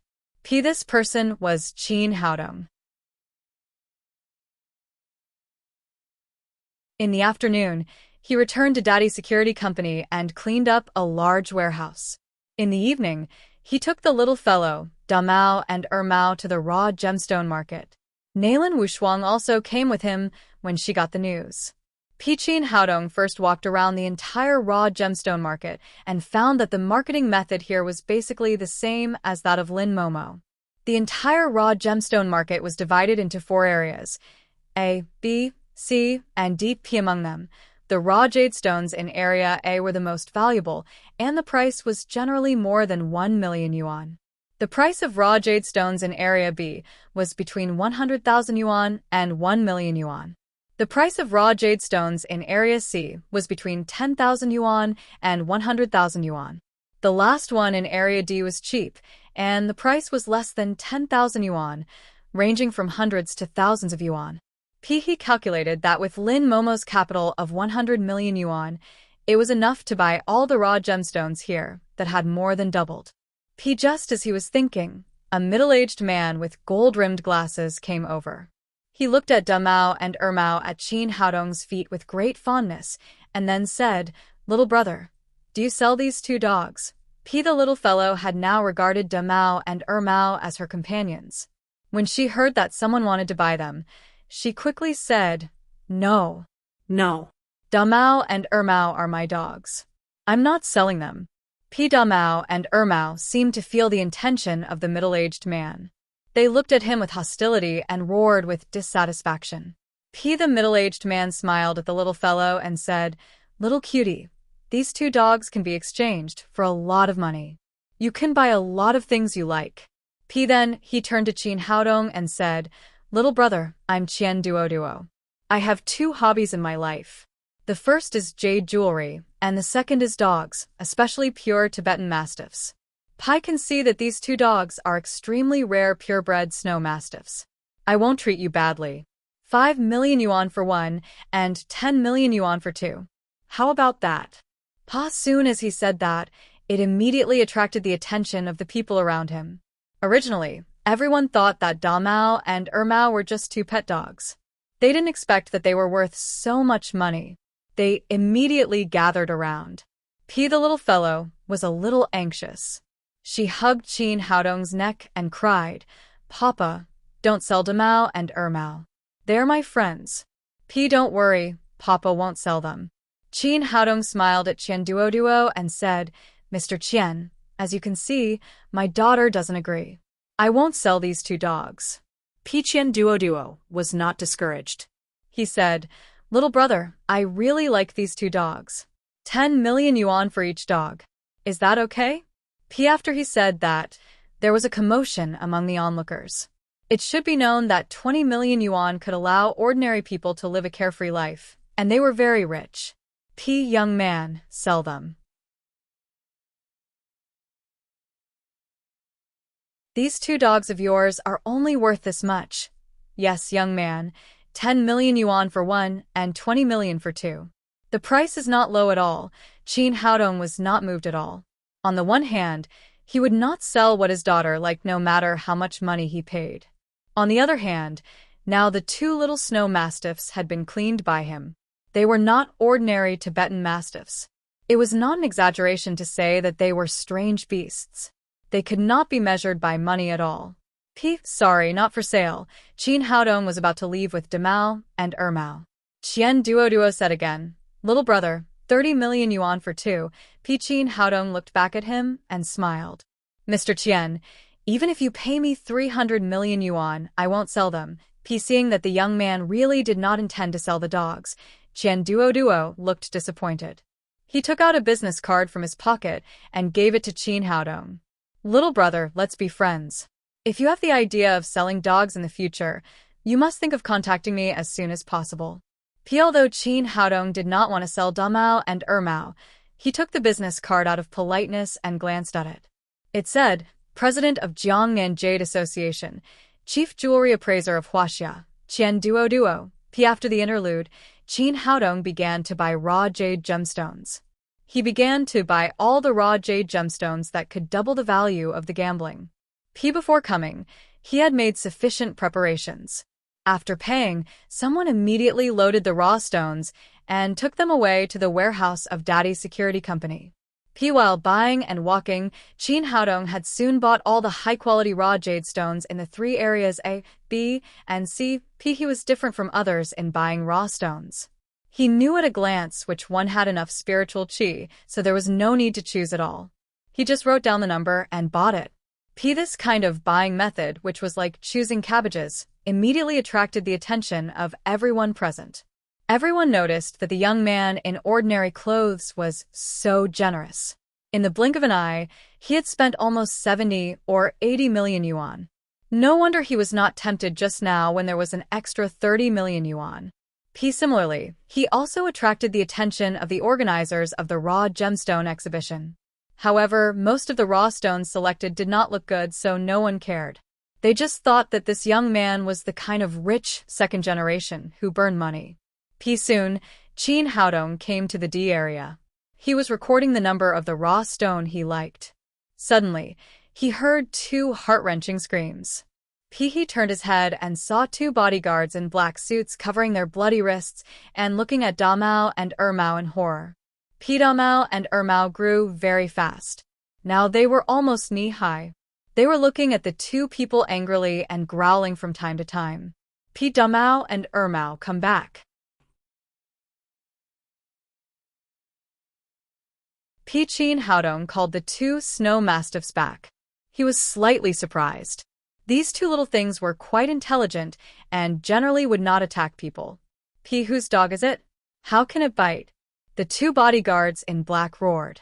In order to make it convenient for Qin Haodong to record the original number, Nalan Wushuang took the initiative to hold Tang Tang. At this time, the little fellow cried in her arms, Papa. They wanted to catch the dog, so the dog bit them. Qin Haodong knew that things were very clear. It must be these 2 people who saw the value of Damao and Ermao and wanted to take them away secretly. He took 2 steps forward and said to the 2 bodyguards, Tell me, why did you catch my dog? I asked them to catch it. An arrogant voice rang out from outside the crowd. Following that, an extremely arrogant woman walked in. If Nalan Wushuang was as beautiful as a fairy with no flaws, then this woman was the opposite of her. She was so ugly that she couldn't be uglier. She was 1.5 meters tall and weighed 160 or 170 kilograms. Her face was like a pancake and covered with freckles. All in all, if there was a negative value in appearance, it was the most suitable for her. Although the woman was extremely ugly, she was very arrogant. She came to Qin Haodong and said arrogantly, I like these 2 dogs. Tell me, how much do you want? Qin Haodong glanced at her and didn't want to look at her again. He really didn't want to talk to such an ugly woman. He said coldly, Not for sale. The ugly woman's face turned cold and she cried, Boy, I, Zhou Tsuetsue, have taken a fancy to the dogs. It's already a great honor for me to give you money. Don't be ungrateful. Zhou Tsuetsue. This woman turns out to be Zhou Tsuetsue. Who is Zhou Tsuetsue? Is she famous? You may not know Zhou Tsuetsue, but you must have heard of her brother, Zhou Tianhu, the leader of the Jade Gang in Burma. Damn. Then this young man is in trouble. No one can afford to offend Zhou Tianhu's sister. Hearing the discussion of the people around, Zhou Tsuetsue looked proud. She was used to being arrogant because of the Jade Gang. She cried, 1,000 yuan for the 2 dogs. They're mine. Qin Haodong also heard the discussion of the people around him clearly. No wonder this woman was so arrogant. It turned out that she was the sister of the leader of the Jade Gang. But in his eyes, she was still worthless. He glanced at Zhou Tsuetsue and said with a playful smile, "It's not your fault that you are ugly, but it's wrong to come out and scare people. It's not good if my dogs are scared and bite you." As soon as he finished speaking, Damao and Ermao seemed to be really scared by Zhou Tsuetsue. They suddenly rushed over. The two bodyguards in black wanted to stop them, but Damao and Ermao were very flexible. They went around them and bit Zhou Tsuetsue. The two snow mastiffs were very intelligent. They didn't hurt people, but tore Zhou Tsuetsue's pants into pieces, leaving only a pair of underwear. Bastard. Wait and see. I won't forgive you. Zhou Cui screamed and ran away. Her two bodyguards also hurriedly chased after her.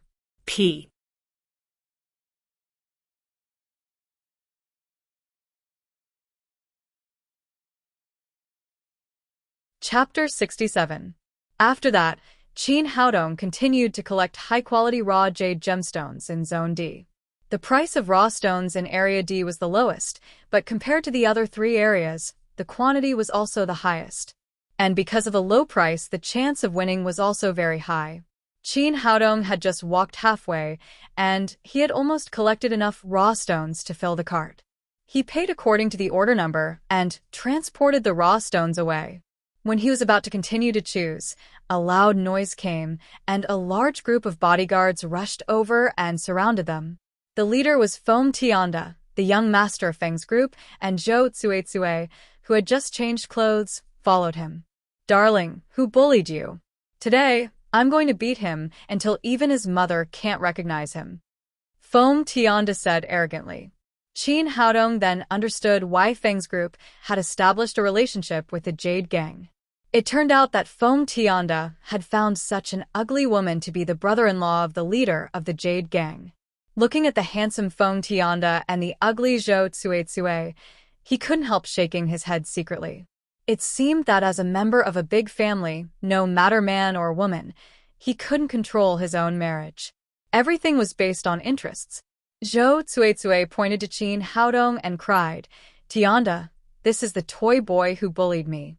You must take his two dogs for me." Qin Haodong frowned slightly. It seemed that this woman was so arrogant that she wanted to rob Damao and Ermao openly. "Don't worry, it's just two dogs. I'll definitely bring it to you. There's nothing in Jiangnan that our Foam family can't do." Foam Tianda saw Qin Haodong as soon as he finished speaking. He gritted his teeth and said, "Boy, it's you." Last time, he was humiliated at the gate of Lin's group. Not only was he severely taught a lesson by Qin Haodong, but he was also taken to the traffic police station by Nailan Wuxia for a day. After coming out, he angrily agreed to the proposal of the leader of the Jade Gang and confirmed his relationship with Zhou Tsuetsue.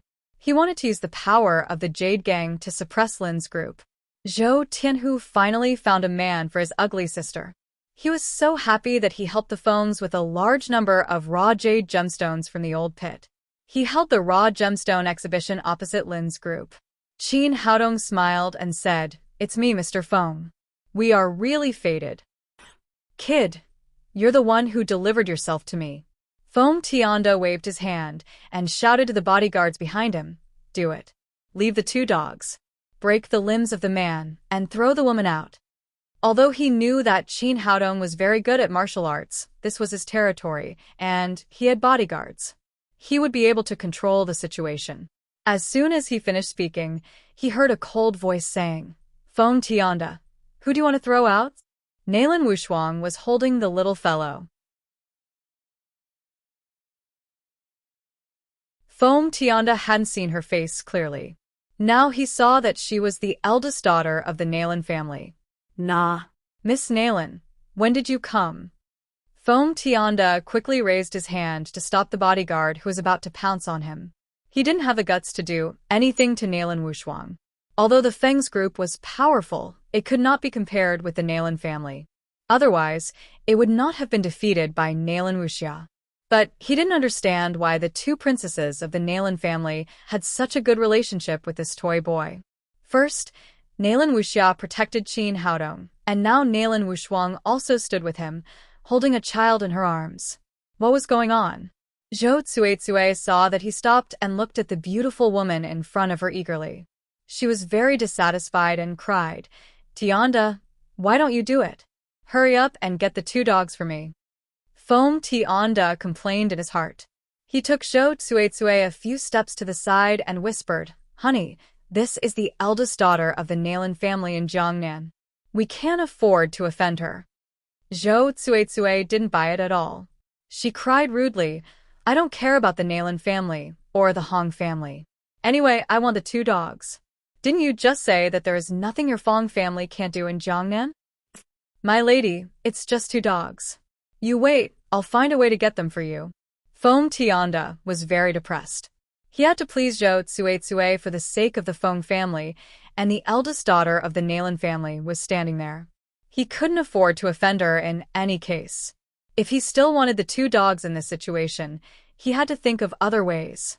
He went back to Qin Haodong and said with a sullen face, Boy, sell your 2 dogs to me, and we'll forget about the past. Not for sale. Qin Haodong answered, without hesitation. You. Foam Tianda wanted to get angry, but he held it back when he saw Nalan Wushuang next to him. Suddenly, he thought of something and said, Boy, you're here to buy stones, aren't you? Qin Haodong nodded and looked at Foam Tianda quietly, wanting to see what he was up to. So, you also have research on raw jade stones? Not research, but I know a little. Foam Tianda said, Do you dare to bet? Oh. What do you want to bet? Qin Haodong looked at him with interest. Let's each choose a stone here. Whoever has a better stone and a higher price wins. If I win, give me your 2 dogs. If I lose, I'll give you 10 million yuan. After that, Foam Tianda looked at Qin Haodong nervously. As the young master of Feng's group, he had been dealing with raw jade stones since he was a child. He thought he had a much better vision than others. What he was most afraid of now was that Qin Haodong would not agree. If he couldn't get the 2 dogs, it would inevitably make Zhou Tsuetsue unhappy. Bet, okay. Qin Haodong said, but your bet is too low. Someone just bid 30 million for my 2 dogs. 30 million is fine, as long as you dare to bet. Foam Tianda raised the bet without hesitation. In his opinion, he could win the bet 100%. Qin Haodong said again, but since it's a bet, my 2 dogs are here, and you have to take out the bet. And since it's a bet, you have to find a referee and a notary. Otherwise, what if you get a broken stone and say it's worth more than mine? Boy, I'm the young master of the Fong family. Will I go back on my word? That's hard to say. Qin Haodong laughed. People like Foam Tianda only had interests in their eyes, and there was no quality to talk about. I'll be a notary. I don't know if you 2 can trust me. Everyone followed the voice and saw that it was Qian Duoduo who had just bid 30 million to buy Damao and Ermao. He was the president of the Jiangnan Jade Association and also the chief jewelry appraiser of Huaxia. He had a good reputation in the industry, so he was the most suitable person to be the referee. President Qian, you're here? Foam Tianda said with a flattering face. The former president will be our referee. Of course, I can trust him. Qian Duoduo turned to look at Qin Haodong and said, Little brother, what do you think? Qin Haodong also had a good impression of Qian Duoduo. He said, I also trust Mr. Qian. Qian Duoduo said, Well, let me be the notary of this bet. Foam Tianda took out the checkbook, wrote a check for 30 million yuan, and handed it to Qian Duoduo. Qin Haodong also let Damao and Ermao lie down. Everything was ready. Foam Tianda said, Can we bet now? Of course, but I don't need to do anything to beat you. When everyone was confused, Qin Haodong said to Qian Duoduo, Mr. Qian, I'll borrow a dog to choose a stone first. It's not against the rules, is it? Yes. Qian Duoduo said, and then looked at the young man with interest. He had been in the jade industry for so many years, but he had never heard of anyone using a dog to choose raw stones. Although a dog's nose was naturally sensitive, it didn't seem to work for things like stones. After getting permission, Qin Haodong pointed to Damao and said, Go and choose a stone for me. You. Foam Tianda was so angry that his eyes were full of fire. He didn't expect that Qin Haodong would use a dog to compare with him. But he had no choice. After all, there were no restrictions on stone gambling. Naturally, he couldn't restrict others from using dogs. He glared at Qin Haodong and then went to choose stones. At this time, more and more people gathered to watch the fun. These people who came to participate in stone gambling were very interested in gambling. At the same time, they wanted to see how the young man would use a dog to choose raw stones. In fact, Qin Haodong asked Mao to choose stones was a cover-up to divert others' attention. He didn't want others to know that he had the ability to see through the raw stones. After Mao went out, he followed Qin Haodong's instructions completely. Soon he ran to a raw stone of 200 or 300 kilograms, then he jumped on it and turned back to bark a few times. Seeing that this puppy was so psychic, everyone was very interested. Could this dog really choose a good raw stone? Qin Haodong said to Qian Duoduo, "Mr. Qian, since Mao likes this stone, I will choose it." The price of the stone was 5,000 yuan.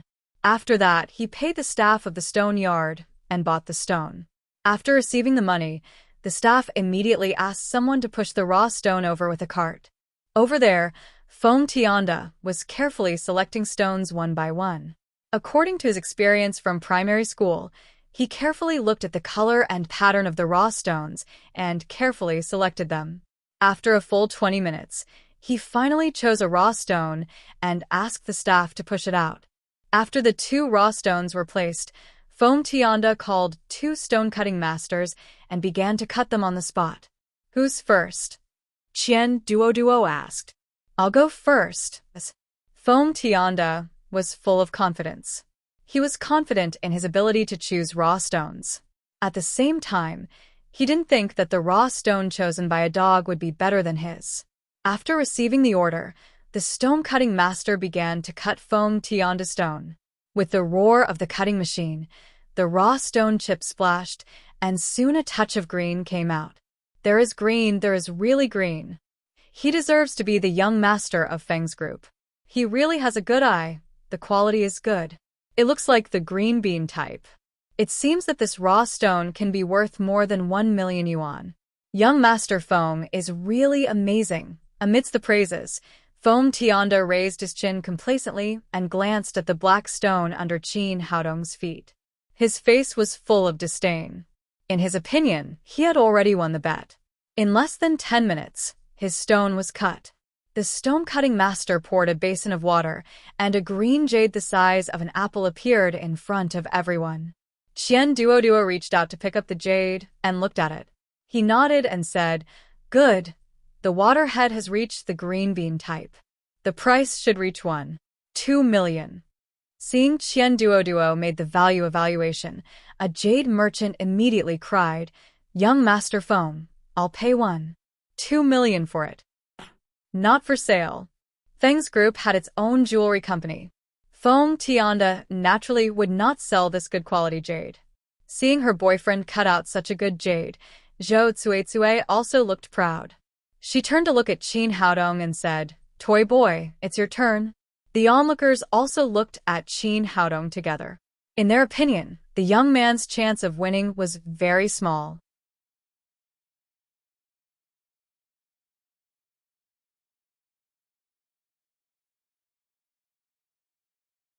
Chapter 68.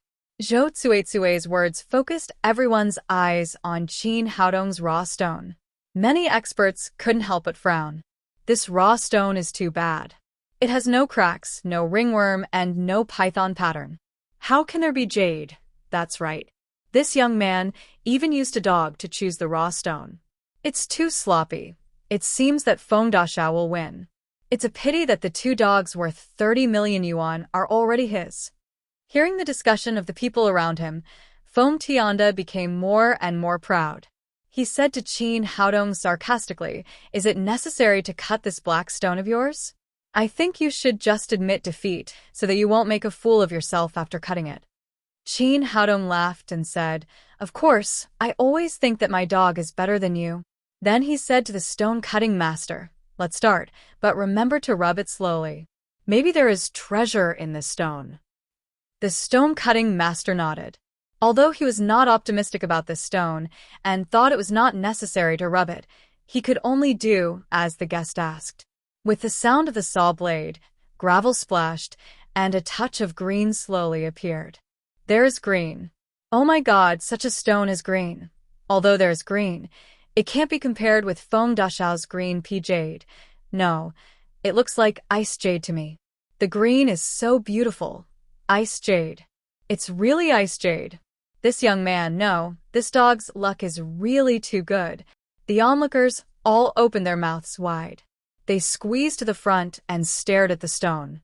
Feng Tianda's face became very gloomy. He had just cut out a green pea jade, and before he finished being happy, the other side had gotten ice jade. Zhou Cuizue said with jealousy, "Don't be afraid, Tianda. I've seen this kind of jade. It may be a little bit, and there is nothing below. It's not as valuable as yours." Feng Tianda nodded and felt a little relieved. He also thought that Qin Haodong should not have such good luck. But as time went by, he slowly became dumbfounded. After all the stone was removed, there was an ice jade the size of a volleyball. Not only was it better than his, but it was also bigger. Qian Duoduo also widened his eyes. Although he had been in the jade industry for so many years, it was rare to see such a high-quality ice jade, let alone such a big piece. He held the jade in his hand and slowly observed it for a long time. Then he shouted excitedly, "Rare, it's really rare. I haven't seen such a good jade in a long time." He turned to Qin Haodong and said, "Young man, if you're willing to part with it, I'll buy it for 10 million yuan. Well, I'll sell it," Qin Haodong said. Recently, he was indeed a little short of money. In the future, he would still need a lot of money to buy medicinal herbs, so he directly chose to sell the jade. After the two of them reached an agreement, the expressions of the onlookers changed. This young man's luck was really good. A stone that he had just bought for 5,000 yuan was sold for 10 million in the blink of an eye. More than that, it also meant that he won the bet with Feng Tianda, and the 30 million check was also his. Sure enough, Qian Duoduo officially announced that Qin Haodong had won the bet. After writing a check worth 10 million yuan, he gave it to Qin Haodong together with Feng Tianda's 30 million yuan. "Papa, you're awesome!" The little fellow cried happily. Although she didn't know what a check was, she also knew that her father had won, and she didn't have to give her dog away. Then she pointed to Feng Tianda and said to Nalan Wushuang, "Second mom, that man is really stupid. He's a big fool." Feng Tianda was so angry that he could only stare, but there was nothing he could do. He couldn't argue with such a little child. He lost 30 million yuan in the blink of an eye. Although the Feng family was big, it was enough to make him feel pain for a while.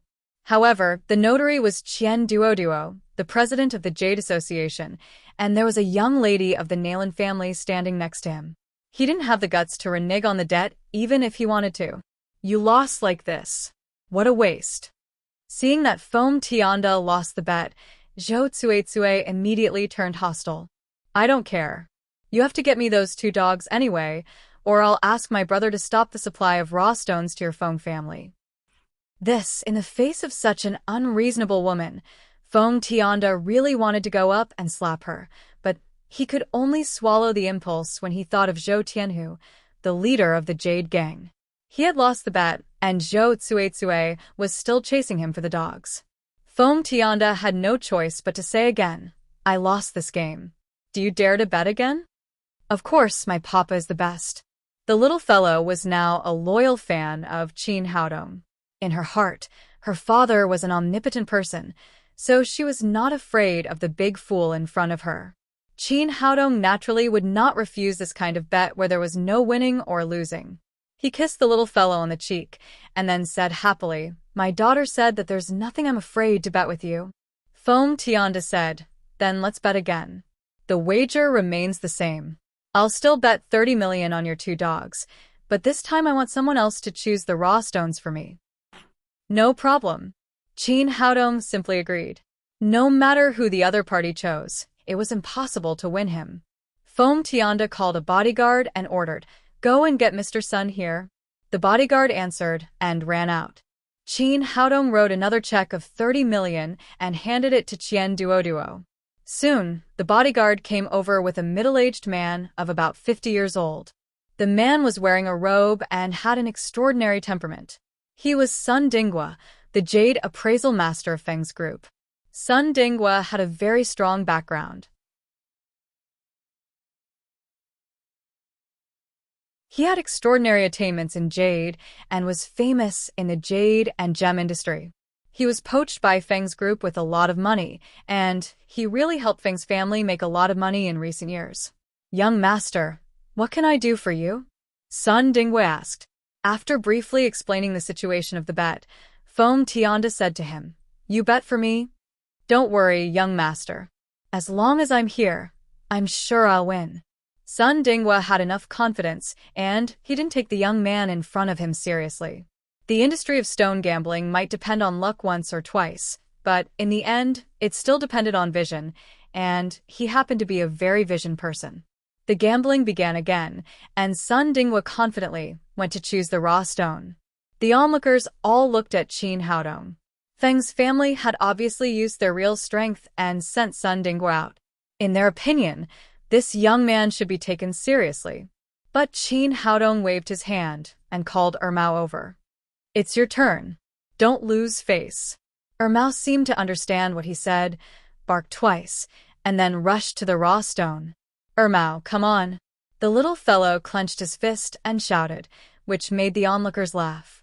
Ermao seemed to feel the little master's encouragement and quickly chose a huge raw stone, jumped directly on it, and turned back to Qin Haodong and barked twice. That's it. This stone was a little more expensive than the previous one, priced at 8,000 yuan. Qin Haodong paid the money and asked someone to push the stone over. Sun Dinghua over there was much faster than Feng Tianda. In less than 10 minutes, he also chose a stone and pushed it over. "Who's first?" Qian Duoduo asked again. "Let's go first. I don't believe we can't beat this bumpkin." Feng Tianda shouted angrily. In his opinion, Qin Haodong could have good luck once, but there would never be a second time. Moreover, Sun Dinghua was an expert hired with a lot of money. This bet was bound to win. 2 stonecutters carried the huge raw stone to the cutting machine and began to cut it skillfully. Soon, a green light flashed, and a rectangular jade appeared in front of everyone. Although this jade was not too big, about the size of a red brick, it was still very good. What a beautiful jade. It should reach the glutinous rice type. Mr. Sun is really good. I heard that his monthly salary is 1 million yuan. It seems that he is worthy of his value. That young man must be finished. Although he cut out the glass type last time, good luck can't always be on one person. This time he will definitely lose. Sun Dinghua was still very famous in the jade industry. After he took action, everyone was not optimistic about Qin Haodong. On the one hand, Qin Haodong was too young. On the other hand, this way of using a dog to choose jade was incredible. No one could have confidence in him. Soon, it was Qin Haodong's stone. Because of the last experience, although this time the stonecutters were not optimistic about the stone, they still carefully polished it. As time went by, the stone chips were flying. The stonecutters had rubbed in a lot, but still did not see the green. On the contrary, the color of the stone chips was getting darker and darker. "It's over. It's all over. See, there is no green at all. I said that luck can't always be on one person's side. Stone gambling ultimately depends on strength. This young man is too unreliable. He even used a dog to choose the stone. It's inevitable that he will lose." Qin Haodong was also slightly surprised. He was not good at jade. He chose the raw stone by relying on the spiritual qi. But it was clear that this stone was exuding strong spiritual qi. Why hadn't he seen the jade yet? Could it be that there was a mistake in this method? At this moment, Qian Duoduo suddenly shouted, "Stop!" The 2 stonecutters didn't understand, but they still stopped according to his order. Qian Duoduo walked to the raw stone with a dignified face. He squatted down and looked at it carefully. The onlookers were very confused. They didn't know what the president of the Jade Association was going to do. Soon, Qian Duo looked excited. His hands trembled as he stroked the raw stone. He murmured, "Black ice. It's really black ice." "What do you mean?" "What did President Qian say?" "What is black ice?" "I've heard that black ice seems to be a kind of black jade, but I've been in the jade industry for so long. I've only heard of it, but I've never seen it. Don't tell me he's so lucky to have picked such a rare jade." You're tuning in to the Romantic Tales YouTube channel. Don't forget to subscribe and join us on this journey to catch the most captivating stories.